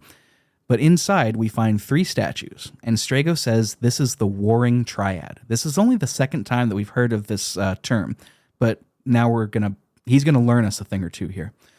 Legend goes that there were 3 gods of magic that came down from the heavens and went to war with each other. They were all, very powerful, and they were fighting with each other. They created the Espers, who were mortals, but got changed to magic beings to be used as slaves for the fighting. That's how the Espers came to be. And after creating them, this isn't explained quite as in depth. They got tired of fighting, and they vowed to sort of turn to stone to slumber eternally. And what they did was, and this isn't them, by the way, this is just like an homage to them. What they decided to do was turn to stone to slumber forever, but they're always going to be facing each other in a triangle. That way, none of them can go rogue. Like, they are going to keep tabs on each other. That will keep everybody safe. This is an homage to them, these statues in here, but it serves to tell us the history. It's kind of like the Mechanus and the Bionis. What is that? Xenoblade? I've never played Xenoblade. Oh, I thought you have. No, I want to get through Xenosaga first. Oh, so it's not a spoiler. This might be a little tangent. I don't know if this is going to make it to the show. But the entire premise of Xenoblade is that before the game starts, you had 2 warring gods. One was Mechanus and one was Bionis. And they both struck a killing blow against each other. And because these were colossi, essentially, over time, like, they just, their carcasses developed an environment on them. And on one side you had a bunch of robots that like more mechanical robotic life forms developed on Mechanus, and on Bionis that's where like humans and flora and fauna all developed to the organic life. And you have a concept between the two. So it was essentially warring gods that put each other in check, and then the people who lived on them started feuding with each other. So kind of like the warring gods themselves, they said like they created these espers. But I mean, you have to think that humans probably also existed during this time as well. And as the result of their warring, you had two factions that ended up warring together and fighting against each other. Whereas before they fought against each other, they lived in harmony. That, you know, because before the War of the Magi, as you get in another scene where they explain like humans and espers lived and fought together. And then the War of the Magi happened, and that's what caused the split. Interesting. Okay, I played the opening of Xenoblade, so I remember hearing some of this from the introduction, but man, I got a long way to go. I got to finish Xenosaga Episode 2 and then get through 3, and yeah, it's going to be good. I'm so excited. Derailing it again. Here we go.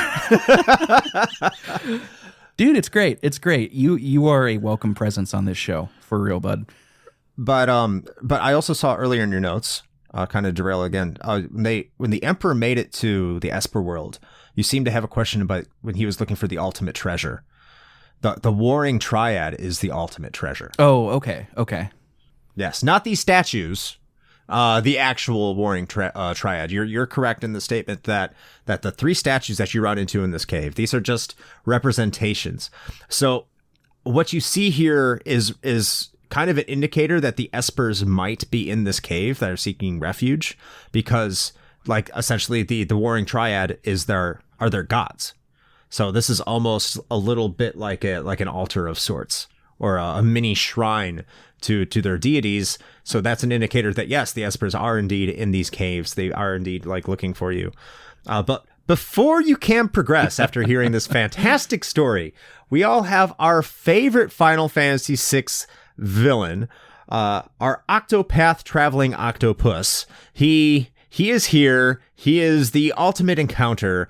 It is Ultros. And yeah, here he is. He's full of spunk and ready to rock.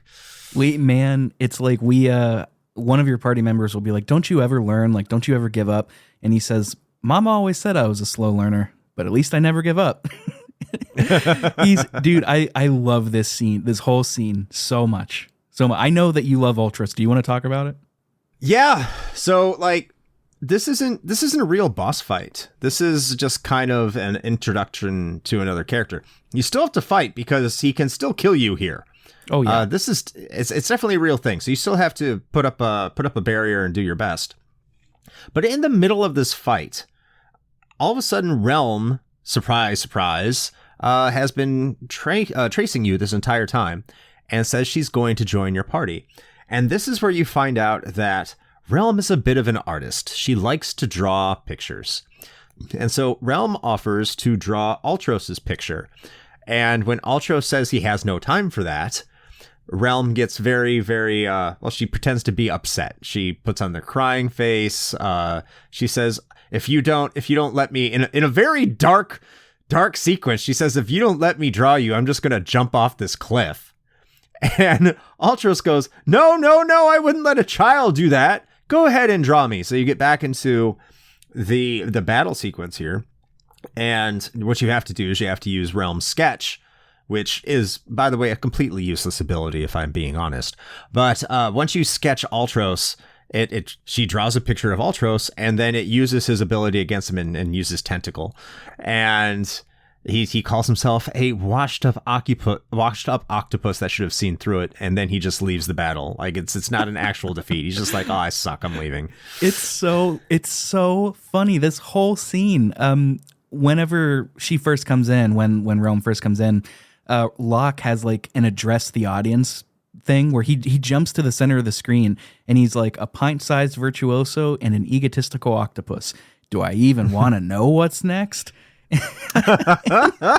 and then he loses, Ultros loses his Uncle Ulti, as he calls himself, loses his confidence and just leaves because she made him feel bad. Dude, this is so good. I love this scene so much. It is so funny. Ultros is so good. Like, hands down. He's great. The fact that it goes there, it's just, oh yeah, come to Uncle Ulti, who has been trying to kill everybody. I'm your friend now. It's so good, dude. It's I like, love it. It's practically Looney Tunes. It's so funny. Yeah. Anyways, and I was just reading about this. I've never played this on the SNES, But I had read that there used to be a nasty bug with Realm sketchability on the SNES that could like brick your game or something. It could be amazing or it could be terrible. And I found out when I first played this game when I was 10. There's a multitude of ways you can pull this out, but I can specifically tell you the way that I pulled it off, and it's actually the reason I beat Final Fantasy VI for the first time, is when you go to the Veld and you take Gao with you and you have Gao use Leap, when he comes back, he doesn't just automatically join your party. You have the option to attack him, much like you did when you first met him at the beginning of the game. If you don't have any dry meat, you don't know what to do. So what you can do, obviously, is if you have Realm in your party, is sketch him. Now, the game's data's probably not going to know how to work with this. Like, how do you sketch Gao? Gao's a playable character. And it will completely freak your game out. And, like, it'll cause all sorts of graphical glitches, and it could brick your game. That's a definite potential result of doing that. But what it can also do is, like, what happened the first time I did it was give you 99 of every item in the game. No kidding. Yes. So I had 99 economizers, 99 Genji gloves, 99 magic boxes. Oh my God. So like after that, all I did is I gave all my characters magic boxes and Genji gloves, and they would not Genji gloves, magic boxes and economizers. So they would have like X cast, which I think you can cast 4 spells, 2 or 4 spells in a row at 1 magic point per piece. So I would also make sure that every single one of them knew Ultima, and it would just be a major Ultima party because I didn't know about the Vanish Doom glitch yet. So it would just be, Ultima for days and with no penalty because of that glitch. Wow. That is nuts. Yeah. But again, I was just lucky it didn't brick my game. But it has some wild turnouts, some unintended turnouts, and it could be amazingly beneficial, or you got to start over again. But yeah, it's definitely real. It's an entirely real thing, and it's glorious. And that only happens if you try to sketch Gao. I think there might be some other situations, but I definitely know that's one of them. I remember, like from personal experience, when I first read that, I got so scared of it that I just didn't use Realm for the rest of the game. I just said, forget it. You and Gao can sit on the sidelines. You're done. Not taking that chance. But that's so crazy. 99 Genji gloves. Further in the cave, great. We find a room filled with espers who very quickly surround us on all sides. And for a moment, you're like, oh shit, like what is happening? Because like you said, Chris, these could be the bad guys. Maybe. Yeah. Terra communicates with them, specifically with an esper named Yura. They seem to trust each other after talking. They're like, they recognize her power. They say, oh, you're one of us. And she's like, yeah, yes, please don't hurt us. And they became magic crystals and banged. Again, you thought it was over the first time, but no, we're back.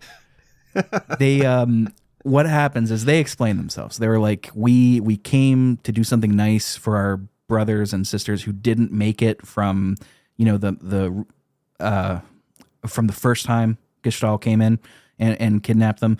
And once Terra opened the gate and they were in our world, something happened and they just lost control, just like Terra did when she first turned. The same thing happened. And they're very apologetic. They're offering tons of contrition. They're like, we're really sorry. Like, we did not mean to do this. And that's when we tell them, well, actually, the Empire feels the same way.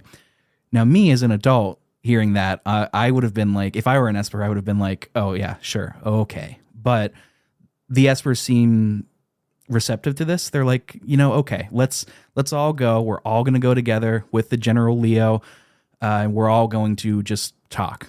We're all going to talk and squash this beef. And they do talk. Everybody is just kind of cool with these magical gods hanging around. Nobody is really batting an eye about this, which is very funny to me. But well, they've been through some shit.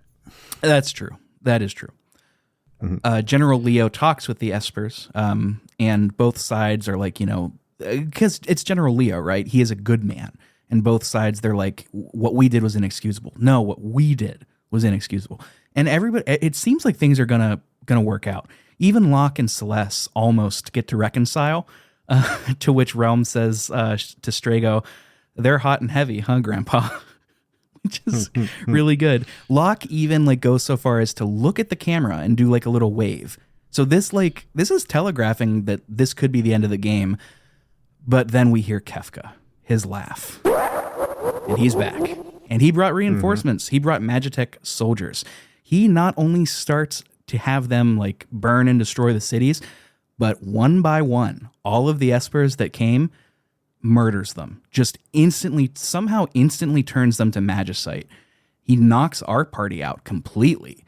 And this is the first time that we're really clued in, like, oh, Kefka is not fucking around. And Leo steps up. He's like, Kefka, you're fucking done. Like, this is it. You've been a dick the whole time. You have no honor. It's going on. And the battle makes it seem like Kefka is super weak until he reveals that this was all an illusion. Kefka is fucking with Leo.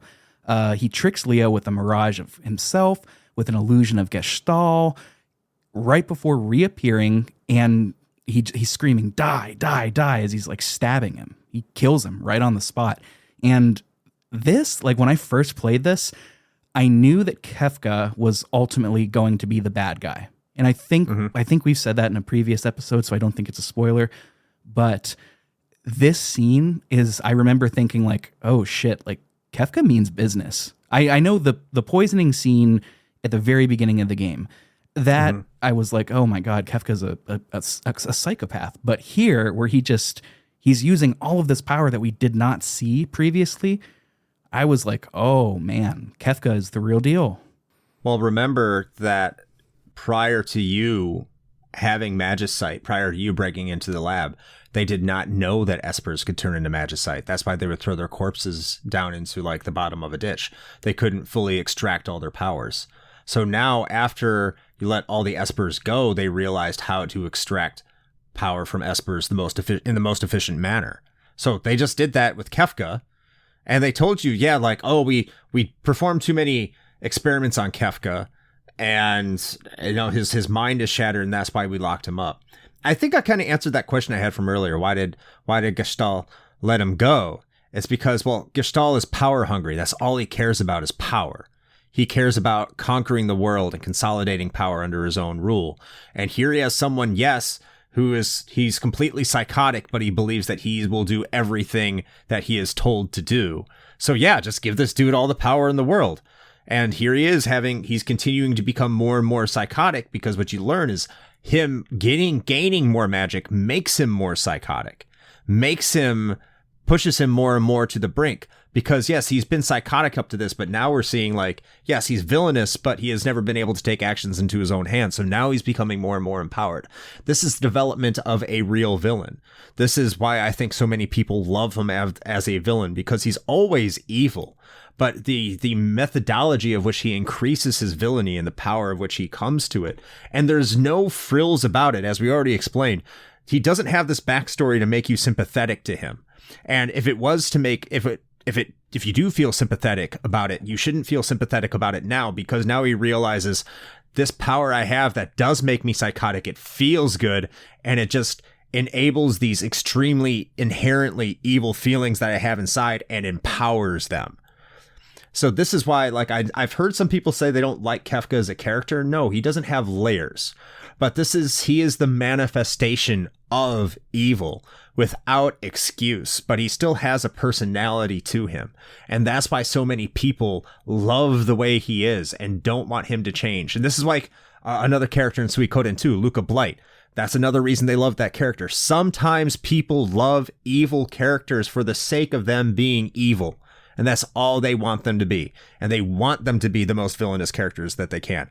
And this is where you're starting to see that from Kefka. And that's why this is such an amazing scene, because he did kill a character that you could have just assumed would be in your party, because now you're seeing he's playable and he has his own abilities and he's a good and decent man. He would join your fight against the Empire. Now he is gone for good. Forever. And you see the contrast really sharpens at this point between what a character like Leo is and what a character like Kefka is. So yeah, this is a brilliant, in my opinion, maybe brilliant's too strong of a word, but a very effective way of telling the story. Yeah, extraordinarily well said, and agreed on all fronts. I've mentioned on the show before that I personally don't like villains that are evil just for the sake of being evil. What I think separates Kefka is how they handle his development, right? Yes. And the fact that he actually has a personality that is more than just let me be evil. Like he's very witty. He's a goofball. The whole well, actually we'll get to that soon, but yeah, Kefka is terrific. He's so fantastic, and we are going to be seeing a lot more of this side of him. Sakaguchi told me I explained it poorly, though. He just had this is a reason. I didn't quite nail it, but I should try. I'm over the target, and I need to keep trying. We're so thankful that he could join us today. I know, right? God damn, how lucky are we? I won't tell him that. Okay. I just yeah. Well, what you at home can't see is the gun that he's holding behind Chris right now. So at this point, espers are I think I forgot to mention this, but espers prior to this had put boulders in front of the gate just to ensure that nobody else got in. At this point, the espers are forcing those away, and they're coming out of the gate to help. Kefka, one by one, just takes them down, including Ifrit. In battle, you get to see Ifrit try to fight Kefka, and it doesn't work. Sprite swapped Ifrit. What's that? I don't think it's Ifrit because he's a sprite swap because he's green instead of red. Right, he is green. He is green. Sometimes I just assume that it's him. I thought Ifrit... Same sprite. Was Ifrit not don't green that in another game? No? I don't think so. Okay. He may have been. I think that may have been Final Fantasy VIII. No, maybe not. I don't know. Anyway, continue. I'm sorry. Yeah, no, you're good. But one by one, Kefka is just taking these espers down. The scene fades out, and when it fades back in, the party is mourning at the grave of Leo. Interceptor returns, very wounded, and Shadow's nowhere to be around, so it's implied that Shadow's dead too. This is going to build as we get to one of the upcoming scenes. The feeling of hopelessness is heavy here. And that's one of the strongest things that this game does well, in my opinion, and we're going to see more of that soon. This is where we finally get to rendezvous with the rest of the gang that stayed back behind at the Empire. For my playthrough anyway, they figured out, because I can't remember if this is a set party or not, they figured out the scheme after Edgar flirted with the hostess serving them tea, and they were able to get out of there, which is pretty funny. They also patched out the very famous creepy line that Edgar says to Realm here, which is for the best. It's the King Groomer. Yeah. It's something to the effect of, how old are you? And she says, 12. And he says something along the lines of like, yeah, talk to me again when you're 18. And in the Pixel remaster, it's something like, well, they grow up so fast, just enjoy it while it lasts, or something like that. I don't even think he says, wait till you're 18. I think it implies that he's like, let's go now. Oh, really? I think so. Like, it's really, like, he gets, Locke slams him for it. I think in the original one, I'd have to look it up, but like, he says it and he either gets burned by Realm or Locke. I think Realm burns the shit out of him, actually, because he tries to pursue it. And she just says something to him. I can't remember the exact text, but yeah, like, it implies that he's like trying to get down with a 12-year-old. Of course, when you're 10, when I was 10, I didn't think it was particularly creepy. Now that I'm like not 10, it's like, why is this here? Why are we doing this? The original, she says, or he says, how old are you? And she says 10. He doesn't say anything, and she says, weirdo, I'm going on ahead. And then to himself, he says, yeah, that'd definitely be a crime. I better just forget about it. Fuck. Oh my, so yeah. What the fuck? God damn, what were they on that day? Oh.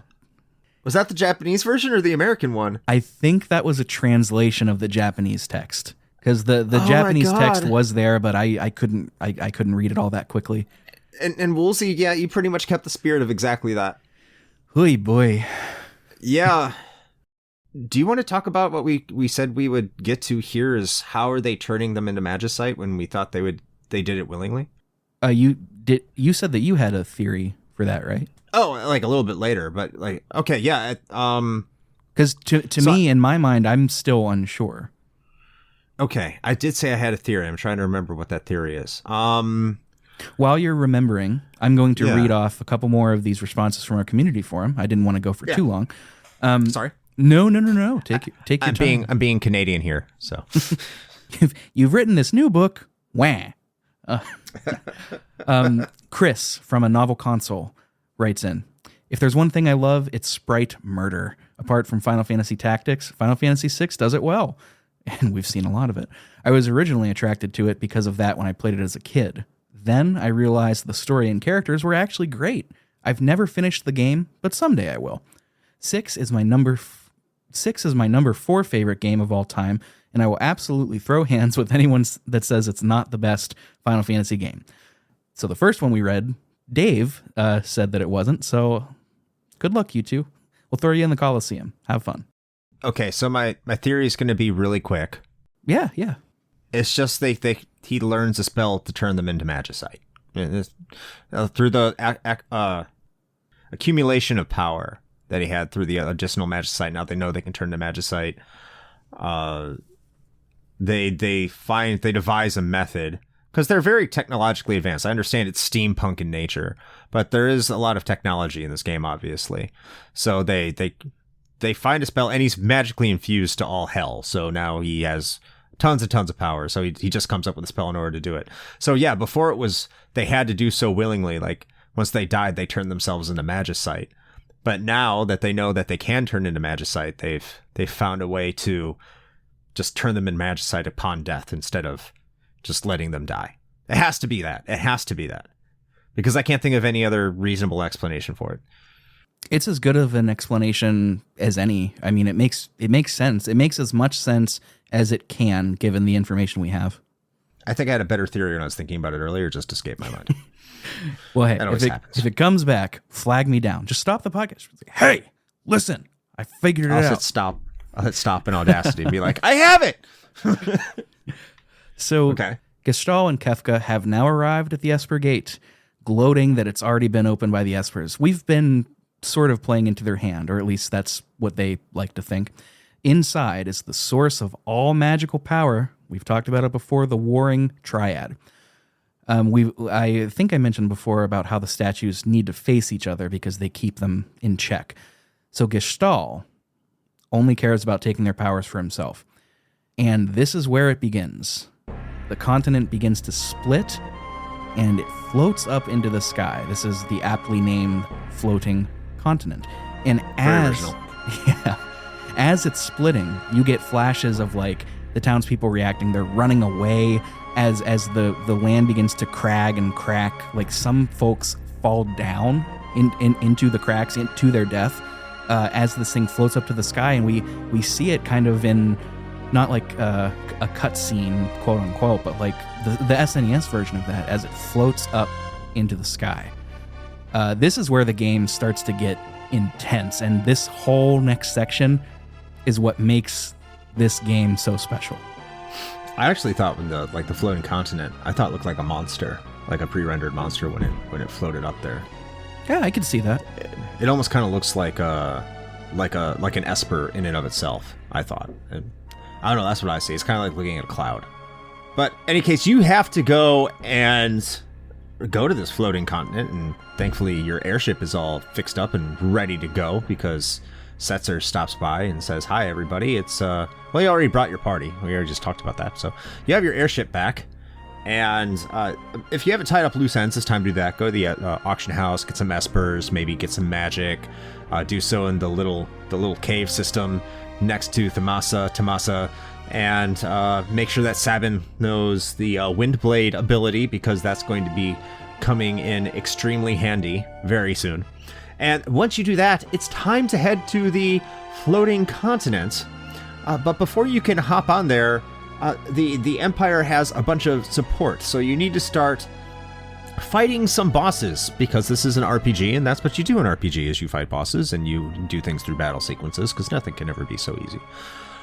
But you fight the Royal Air Force, or the Imperial Air Force, the IAF. I want to call them the Royal Air Force, but they're not British. as far as I know.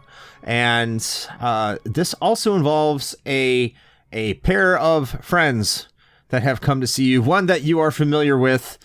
He just loves hanging out with you, but he brought his best bud Typhon, or if you've played the original one, Chupin.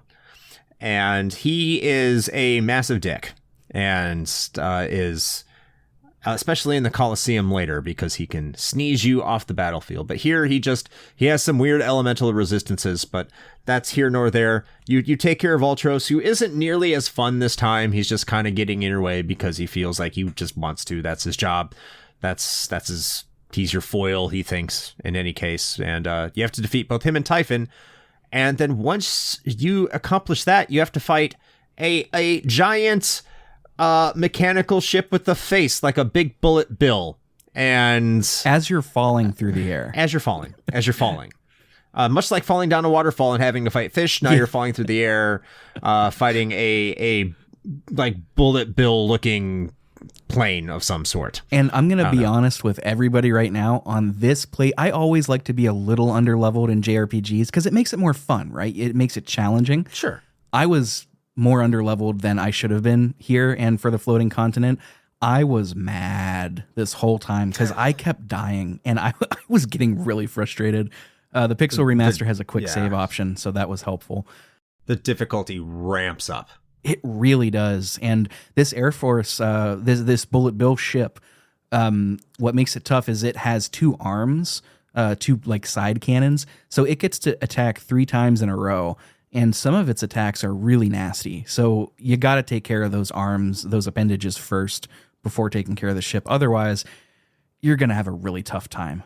But if you do have Sabin with Airblade, it's not so bad because it's a multi-attack blitz, and it's more powerful than what's the fire? What's the fire one Rising called? Phoenix. Rising Phoenix. It's more powerful than Rising Phoenix. So it's not hard to pull off. It's harder to pull off than Rising Phoenix, but it's certainly more powerful and will help you in this. But then you get to the floating continent, and it looks very, I guess, body horror, very organic. Yeah. It's weird. Because you would assume it'd be a cave, because when you went to the world of the Espers, when you saw it, at least in the flashback, right? It looked like just another place. It was just darker. It had that blue tint, as you said, to an extent, so that was kind of like within a cave system. But here, everything just looks like it's organic, and it's very strange. Like if you have a treasure chest, it's a hole in the wall, kind of like a naval passage, like a belly button of sorts on a wall and stuff like that. It's very foreign, very alien, very H.R. Geiger kind of. Yes, not quite to that extent, but very reminiscent of it. Yes, mm-hmm. yes. I don't know. I don't understand what the intent of that or what the inspiration was to make it like that, but it's very apparent, and you do see this a lot in a lot of like final areas, and not just in JRPGs, but media in general. Like you get the body horror elements. You saw it in like Tomb Raider, for example, with Atlantis. You get a lot of that body horror kind of stuff. It feels like that. I don't know if that's the intention, but I've gone on too long about that. Anyway, you got to make your way through this area. It's pretty difficult. It's a long dungeon. You can get some really good items here, but at the expense of, if you're not quite level to where you need to be, and even if you are, getting your ass kicked a little bit. You need to come into this. You need to come into the floating continent prepared. Make sure you have the right party makeup. So, of course, you're going to be bringing Sabin and Edgar with you. Make sure to bring Celeste if you want a little bit more plot exposition, but you don't have to. I bring Locke. I usually leave one of the Figaro brothers behind, but you can only bring 3 people. And the reason you can only bring 3 people here is, here's Shadow. He's there, and he's upset that he's been betrayed by the Empire, pretty much like everyone else has. So he's there to help you fight. So you're going to make it through a relatively difficult affair, as I already have previously said multiple times, and you're going to get into a boss battle with a tremendous battle soundtrack in the Ultima weapon, or the Atma weapon for us old folks who played this back in the day. And what a delightful fight for the most part, mostly because that battle theme is bopping. It is what do the kids say? It is I don't know what do the kids say. I've been saying it. What do the kids say, Rick? Oh, you're asking the 30-year-old. Okay. Well, you're younger than I am. That's 9. That's goddamn. How old am I? That's 8 years younger than me. There you go. It slaps. I don't know. There it is. It slaps. Yes, it slaps. There it is. It is really good. It's so funny too because development history. This was going to be the end of the game, right? And it has all the hallmarks of being that. So I think this part was left over because you fight Ultima Weapon. It's called Ultima Weapon or Atma Weapon if it's translated like that. And it's like a badass looking beast. And it leads off with this line that's like, I do not bleed. I am time immortal or something like that. And it's a good fight, but you could beat him without much trouble. If you've been leveling correctly. And he's not very hard. Once you take him down, Shadow's going to leave. I don't quite remember what he says. I think he says something to the effect of like, I don't deserve to fight next to your side after, blah, blah, blah, which is a really inappropriate time to take the high road, but he leaps off. Gestalt is absorbing power from the Warring Triad. They're right there. Gestalt and Kefka are right there with it. With it, he's able to sort of bind the other party members that are with you in place, and it doesn't bind Celeste, but it does like knock her down. And he gives Celeste an ultimatum. He's like, I will kill you all, or you could join me. You and Kefka can be the progeny. You'll repopulate my Magitek Empire. And then Kefka hands you a sword. And he says, kill them. Kill them right now. And it's so crazy because at first, after everything we've been through with Celeste, she might be a traitor.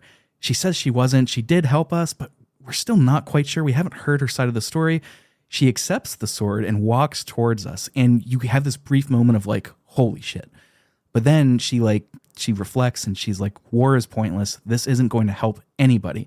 And really quickly just like hits Kefka with the sword. He falls, but he does get up again. He runs around like a goof and he yells, blood, you vicious brat. You're nothing but a pampered, insufferable, vicious brat. And this is where Kefka begins to get crazy. Is this? I can't remember if they kept this in the Pixar Master, but one of the classic lines. He has a classic line here where he says, "I hate you." Like he says hate like a dozen times after you stab him. I think they did take that out. They have. What?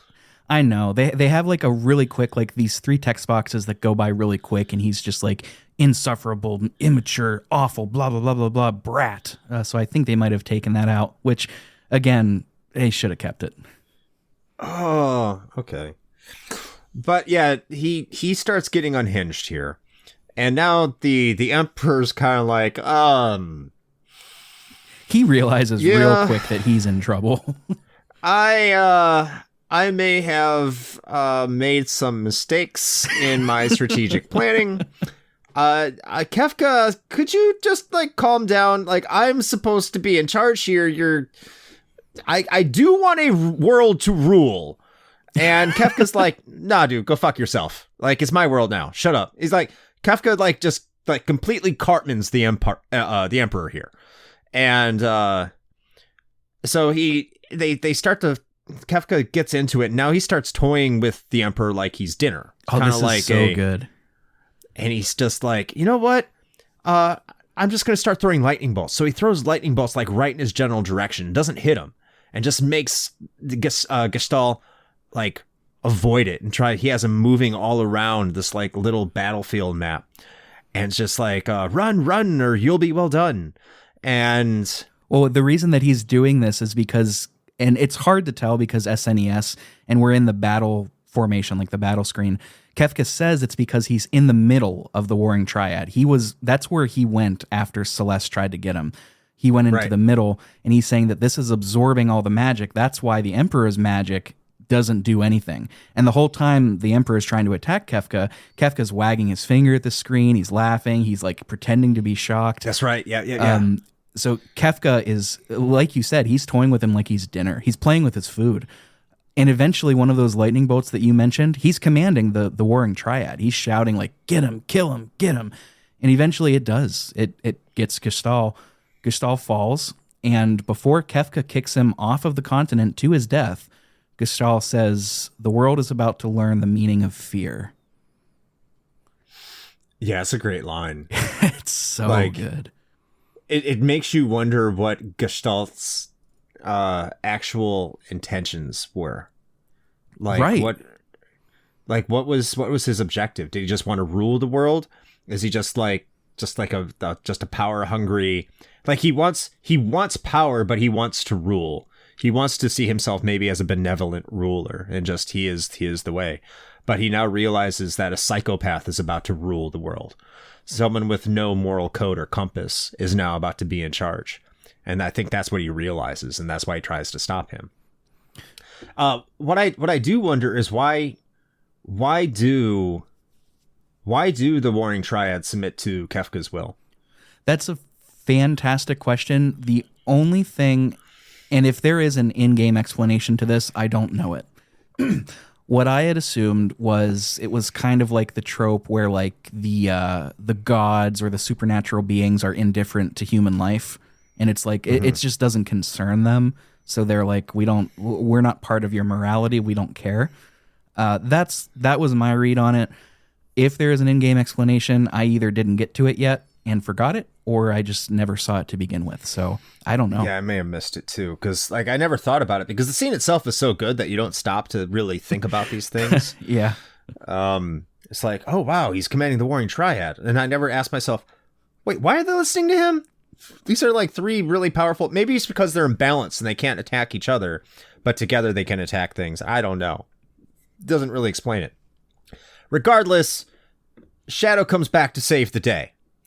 And as Kefka's about to kill your party, Shadow decides to start moving around the Warring Triad in their statuesque form, and then pins all of the statues into Kefka, which we are told if that happens, it upsets the balance of the world of balance, and things are going to go completely haywire. No one's going to know what's going to happen. So, but Shadow feels like he has to do it, because if he doesn't do it, all of your characters are going to die, and who knows what Kefka's going to do in general. I don't even think Kefka knows exactly what he's going to be doing in general. So you're going to take your bets here. What could possibly go wrong at this point, right? It can't get much worse. So Shadow pins Kefka between the Warring Triad, and this gives your party an opportunity to escape. So at this point, you're going to start running away from the pinned Kefka towards your airship, and Shadow says that he'll be right with you. He does not join your party. He's trying to hold Kefka in place. And it's kind of irritating because you're on a timer and you're fighting this really annoying boss that I don't care for, but it's like an enemy random encounter, but it's not random because you fight it at fixed intervals. But you get to where your airship is, and then the game asks you if you want to jump. Don't jump. Yes, do not. Do not jump. Unless you have a limited amount of time left, like 3 seconds, but then the game's automatically going to carry you into the next scene anyway.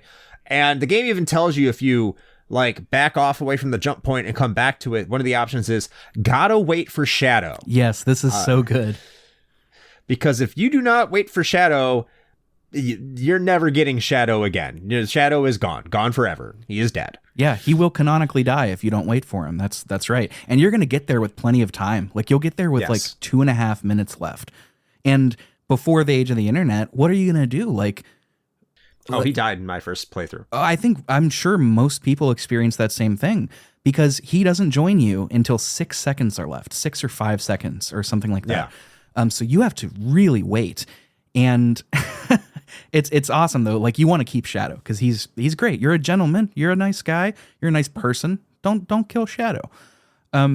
What happens is once Shadow comes, he says, what does he say? I wouldn't be able to rest if I didn't collect my pay, which is classic. And you all jump out onto the airship. Really cool moment. And once you're on the airship, everybody has this moment where you're like, oh shit, like we can't stop this. and you see shots of various points of the planet collapsing, just being destroyed, people falling to their deaths as the world crumbles open. And it ends with this shot of Earth from space getting ravaged. You can see explosions and fire on the continent. The airship snaps in half and everybody falls off. It's not even clear if anybody survives. And that's it. We lose.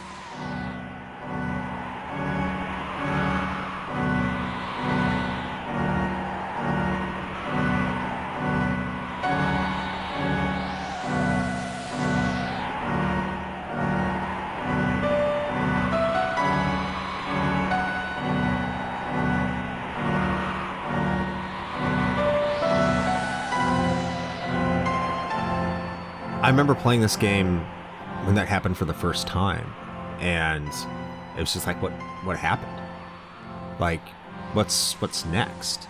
It wasn't necessarily the fact if we lose, because I know it's a video game, and video games don't end like that. Most don't. And I was like, well, now what? And that's the brilliant thing, is this didn't happen before. Games didn't do this.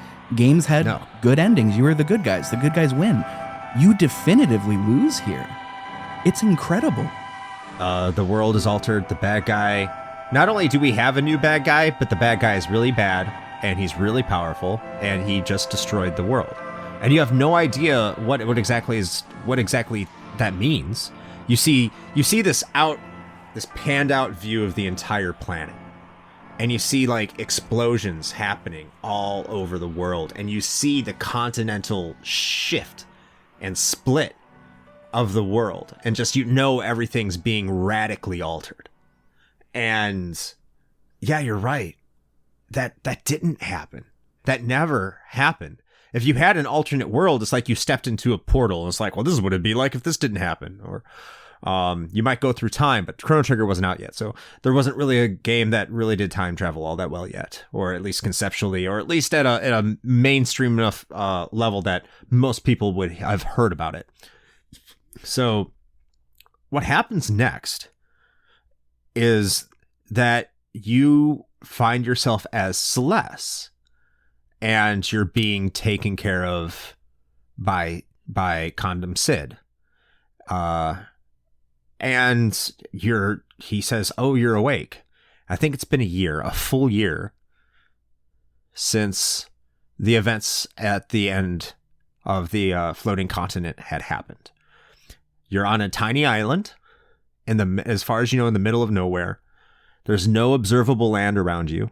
I don't even think you have a mini map that shows the world outside of this island. And if you do, you may not have had it in the Super Nintendo version. I think you are completely isolated. Yeah, not immediately you don't have one. And no, just to get this in, not only are you on a secluded island, nobody's around, everything is sort of tinted brown. Like the grass is brown, the water is brownish.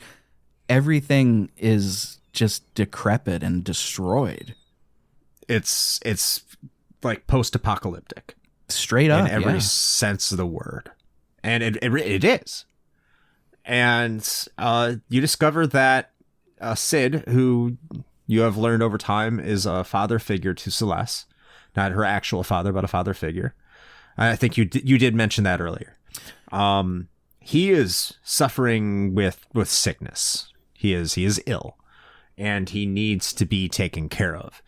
And Celeste asks if there's food, and he says there is food, but the only food that we have is fish. So now you get to play a fishing mini game of sorts, kind of, not really. And you need to get fish to feed Sid. And this is really cool because this is cool for a couple of reasons. First of all, Sid can die here. If you feed him bad fish, he will die. If you don't feed him, he will die. You have to get the fish that are fast. They're the really fast fish. They're also going to have a description of being yummy in the menu if you look at them there. And you have to do this a couple of times. Like this will take like maybe 5 to 10 minutes depending on how you play. And it's this kind of tedium that is so appropriate to the setting, right? Because what else are you going to do? The world is destroyed. You don't have anything else going on. But Sid can die, or he can return to his normal strength. He says that he wants to show you a project he's been working on. And in the basement of his little shack, there is a raft. And he wants you to bring everyone back. He says, go get them. I know they're out there. Don't lose hope. Go get them. And we set sail on this makeshift raft. And when we wash ashore, we're right by Albrook. But I wanted to get this in super quick. In the world of Ruin, which is what this is called, there are technically only 3 people you need to finish the game. You need Celeste, you need Edgar, and you need Setzer. Everyone else is optional. This is another fantastic thing about this game is this was when was this? 94 or 96, Chris? 94. 94. This was almost open world in 94 because you, like I said, everybody else is optional. You've got to find them. Like, you've got to explore and figure out how to get them back. That is as close to open world as 1994 is going to get on the Super Nintendo.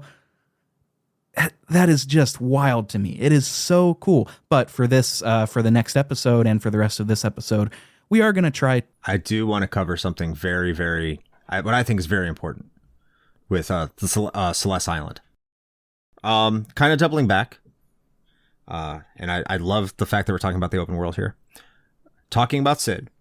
The first time, if you have not played this game, if you're listening, I'm assuming this is not the first time you've played because we have delved deep into spoiler territory here. And if you, I'm glad that you are listening to this. I shouldn't say don't listen to it. That's like terrible advice. What am I doing? Any case, if this is your first playthrough, let Sid die. You need to let Sid die. And let me tell you why. Because after Sid dies, the themes that Rick talked about earlier, the themes of hopelessness, the feeling of undeniable, like overwhelming nihilism and hopelessness, they overwhelm Celeste. And this is an SNES game in 1994. They overwhelm her so much, she goes up to a cliff that you can access even before this. She goes up to a cliff and she finds a bird that has died on the cliff. And she says, even you couldn't survive. And then she remembers Locke. And then she attempts to kill herself. She jumps off the cliff, and in doing so, you see, it's like you can see the tears fall off her face, as represented by the pixel sprite, the shimmering crystal sprites. They're not banging, she's crying. She's jumping off. But it's such a powerful scene and this game goes there. And there's like a lot of things that we've talked about, like where it talked about like the interracial relationships between the espers and humans. And so many other things that we've talked about in this game, the Cyan and his family, Locke overcoming his grief with Rachel. This is something that if you got it in the United States or North America or in the West or however you want to term this, at this period in time, you didn't get themes like this. And to see a character contemplate suicide in a Nintendo game in 1994 is like something unimaginable if you were alive during that time. It's just something that didn't happen. It's something that still doesn't happen a lot in video games. You see a lot of sanitation because they do try to make a more mass media market appeal. This is something that I don't think a lot of people think would apply. And what brings her back from the brink, she lands on a beach. She survives her fall. And she sees another bird that's alive. And the bird is carrying a bandana. And the bandana is Locke's. And that's what gives her the indication that there is hope out there. That in all of the darkness in her life, everything that has happened, their defeat, the fact that she lost the one person, she thought she lost the one person remaining in her life that meant anything to her. Everything was gone. And then she discovers there is hope for myself. There is hope for my friends. And there's a possibility that we can get through this. And that's what takes her into that basement where she finds the raft and the note from Sid saying, I'm probably not going to survive, but you have to have faith that your friends are out there and you need to find them. And that makes that portion of the game, that's what kicks off the world of Ruin. And this is what makes Final Fantasy VI such a special and important game, because it seizes on those thematic moments and gives the player a reason, gives the player feelings of torment and emotion, and gives things that I think a lot of people listening to this can relate to in one way or another, and speaks to them, even if they're not necessarily thinking about while they're playing. When they can reflect back on it, they can probably point to a moment in their life where they felt like that, and then seize on that moment and be like, it doesn't have to be over. And I know that's cheesy sometimes when you think about that from a 16-bit video game angle, but this is like the best that they could do, and I still think that they pulled it off in a way that I don't think anyone could have done it better at the time, considering technology, from a limitation point, and just the narrative limitations that were imposed on them by Nintendo, and by just moral positions, not just in Japan where they're more flippant about things, but definitely in North America, and the way they pulled off that translation and what was acceptable. So yeah, I think that scene on the island that you find yourself with Celeste, very important moment in video game history, very important moment in the Final Fantasy series, and one of the most powerful moments in Final Fantasy VI. Considering everything that they had working against them, like you mentioned, the censors from Nintendo of America, the limitations of hardware, this game, and how silly this game can be, it is so much more profoundly human than it has any right to be.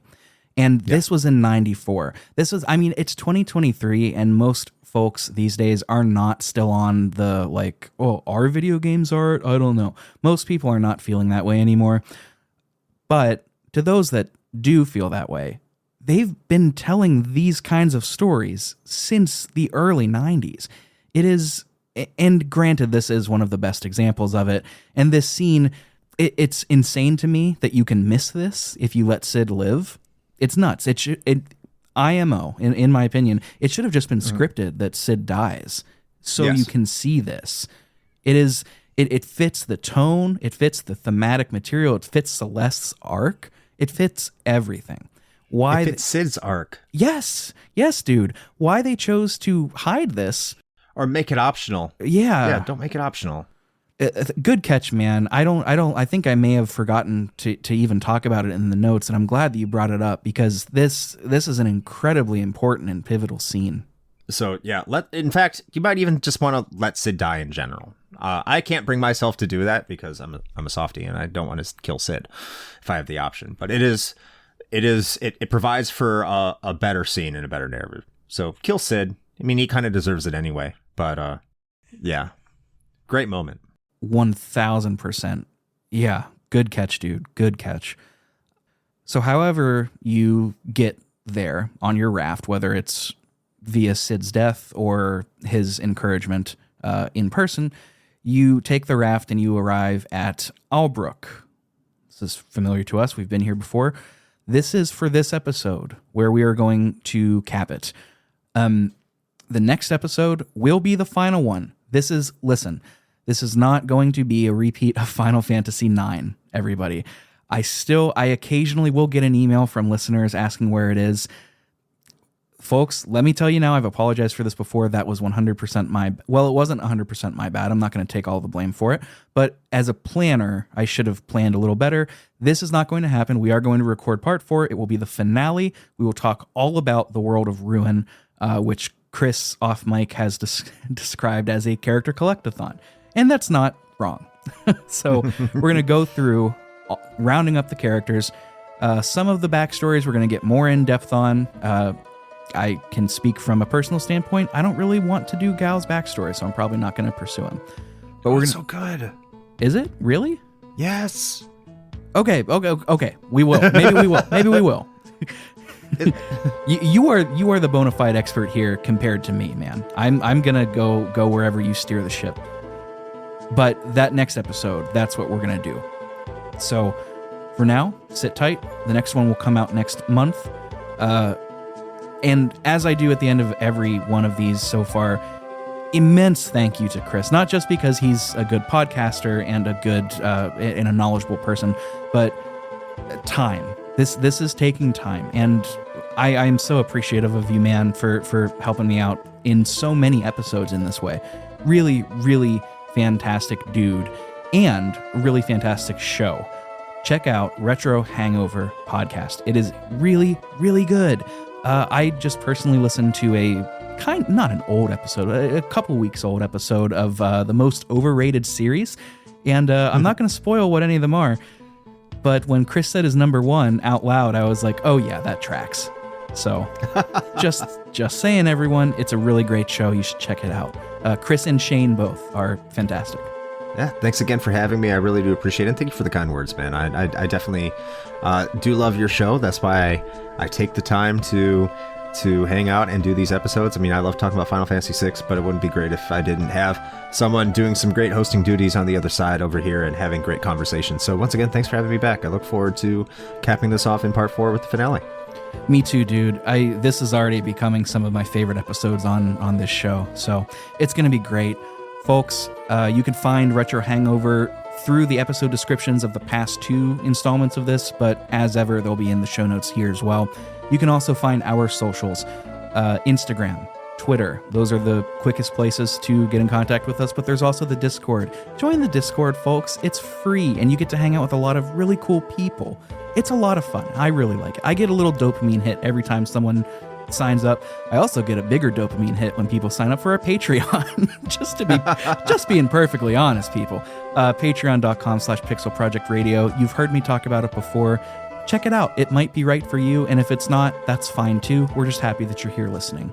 So, this is a beast of an episode. You've just heard a beast of a host in Chris, and if I might say so, a beast of a host in myself too.